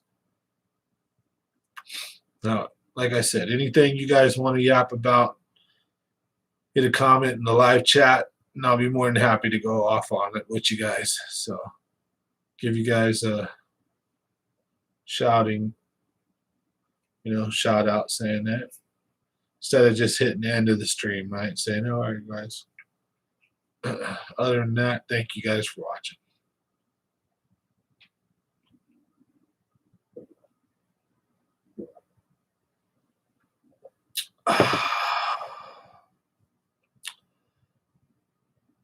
Bet you can't whisper to Casper and then without exhaling smash a beer. Oh, I could, but not right now. If I did that, I would fall right on the floor. Boom! You guys want to hear a cool story? Oh, I know how many of my videos you guys are going to be able to see me lean in close, all excited, and say, guys, want to hear a cool story? And then do this right here, like Smithers, where I know I'm gonna definitely tickle your senses and freak you guys out with some, oh my God, that's some craziness, right? So I'm chilling with this dude that I've chilled with many a times. He does heating and air. He's an electrician, right? Hey, how's it going? Hell if I know. So I'll never be able to say your name any other way now that I know what it really means. So anyways, we're chilling. We went to Merced College together. We got our degrees, right, together pretty much. And this fool's over at my house. And we are lighting them up, right? And we go through one big old fatty. Blunts, right? We're bam. One down, right? Purple-eyed Jamaican style. We get to the second one. Oh, about third of the way through, this dude takes a big old nigga dare. Next thing you know, I just watch him like he dies, like lights out, bling, right? He just goes out like there's nobody there, like nobody home, drops to the floor, face first, boom, right? And just lays down, boom. Like, what the hell? I thought he was dead. I was like, oh my God, oh my God. Blood starts pooling out a little bit. All of a sudden, he pops up, right? And he's got his upper lip, or his bottom lip, just like mine, actually had happened. I could tell you a story about that. His tooth was ripped through his lip right here, and his lip, and his teeth were showing. And he looked all, like Bubba Gump retarded, right? And he go, ooh, who punched me? Oh, and he gets his lip and he takes it off his tooth, girl, right there, and blood's all down. And he's all, you punched me. And I'm like, hell no. I was like, bro, the blunt punched you, and we still got it in our hand. I'm like, why would I hit you, dog? Like, I've known you for a while. And he's thinking about it. And the other dude's looking at him like it wasn't me. And he's like, dude, this is my good homie. Ain't nobody punched you, bro. Come on now. We're not like that. Dude swore someone knocked him out. Like, straight knocked him out. Like, he's like, and his tooth was busted through his lip. He was done. He pulled his shit out. He put a little thing on it. He ran off and went home. And I think he quit after that. I don't think he smokes anymore. One of my good homies, though, I love the guy. I'm not going to say his name in case he's watching. So, cool dude. But tell me that ain't some funny shit, right? So that's the hell. I ain't talking to Casper and drinking no beer, because that will put me on 99 mode. I guarantee you for sure. And then I got another homie. I'm gonna tell you one more story before we go. I got another homie named MP. We're gonna call him that. This fool is notorious bent. He's the dude that caught 34 to 37 pounds, whatever it was, at Eastman. He's that same homie, super belligerent. He's chilling at my house, right? And we're chilling in the kitchen. And he's been drinking and shit like that, but not too bad. He's only had like 5 or 6, maybe 7 or 8. I don't know how many, but this fool can drink.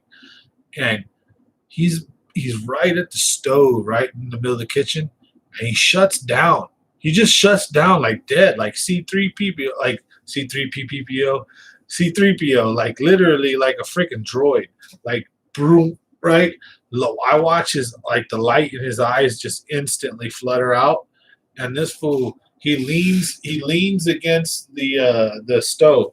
He goes bonk out, leans against the stove, and then he starts fluttering. His eyes start fluttering, right? And then he crashes like down to the floor, like on his knees, and then he falls over. Boom, like he's dead. Straight dead. Like he just had a freaking stroke, a seizure, aneurysm, I don't know, dead. Dude's fucking dead. Like serious.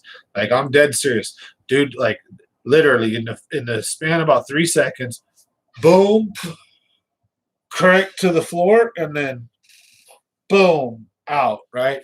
And I go to the fool. No breathing coming out of his mouth or his nose. I can't feel shit. I grab his hand. It's cold. It's ice cold. I can't feel the freaking pulse, nothing. All of a sudden, this fool wakes right up. What the hell happened? I'm like, you died, fool. He's like, what? I'm like, you died, brother. I'm like, for reals. Because, like, I swear to God, this fool had no breath coming out of his mouth. And the way that he fell, he did not hit the ground and knock him out.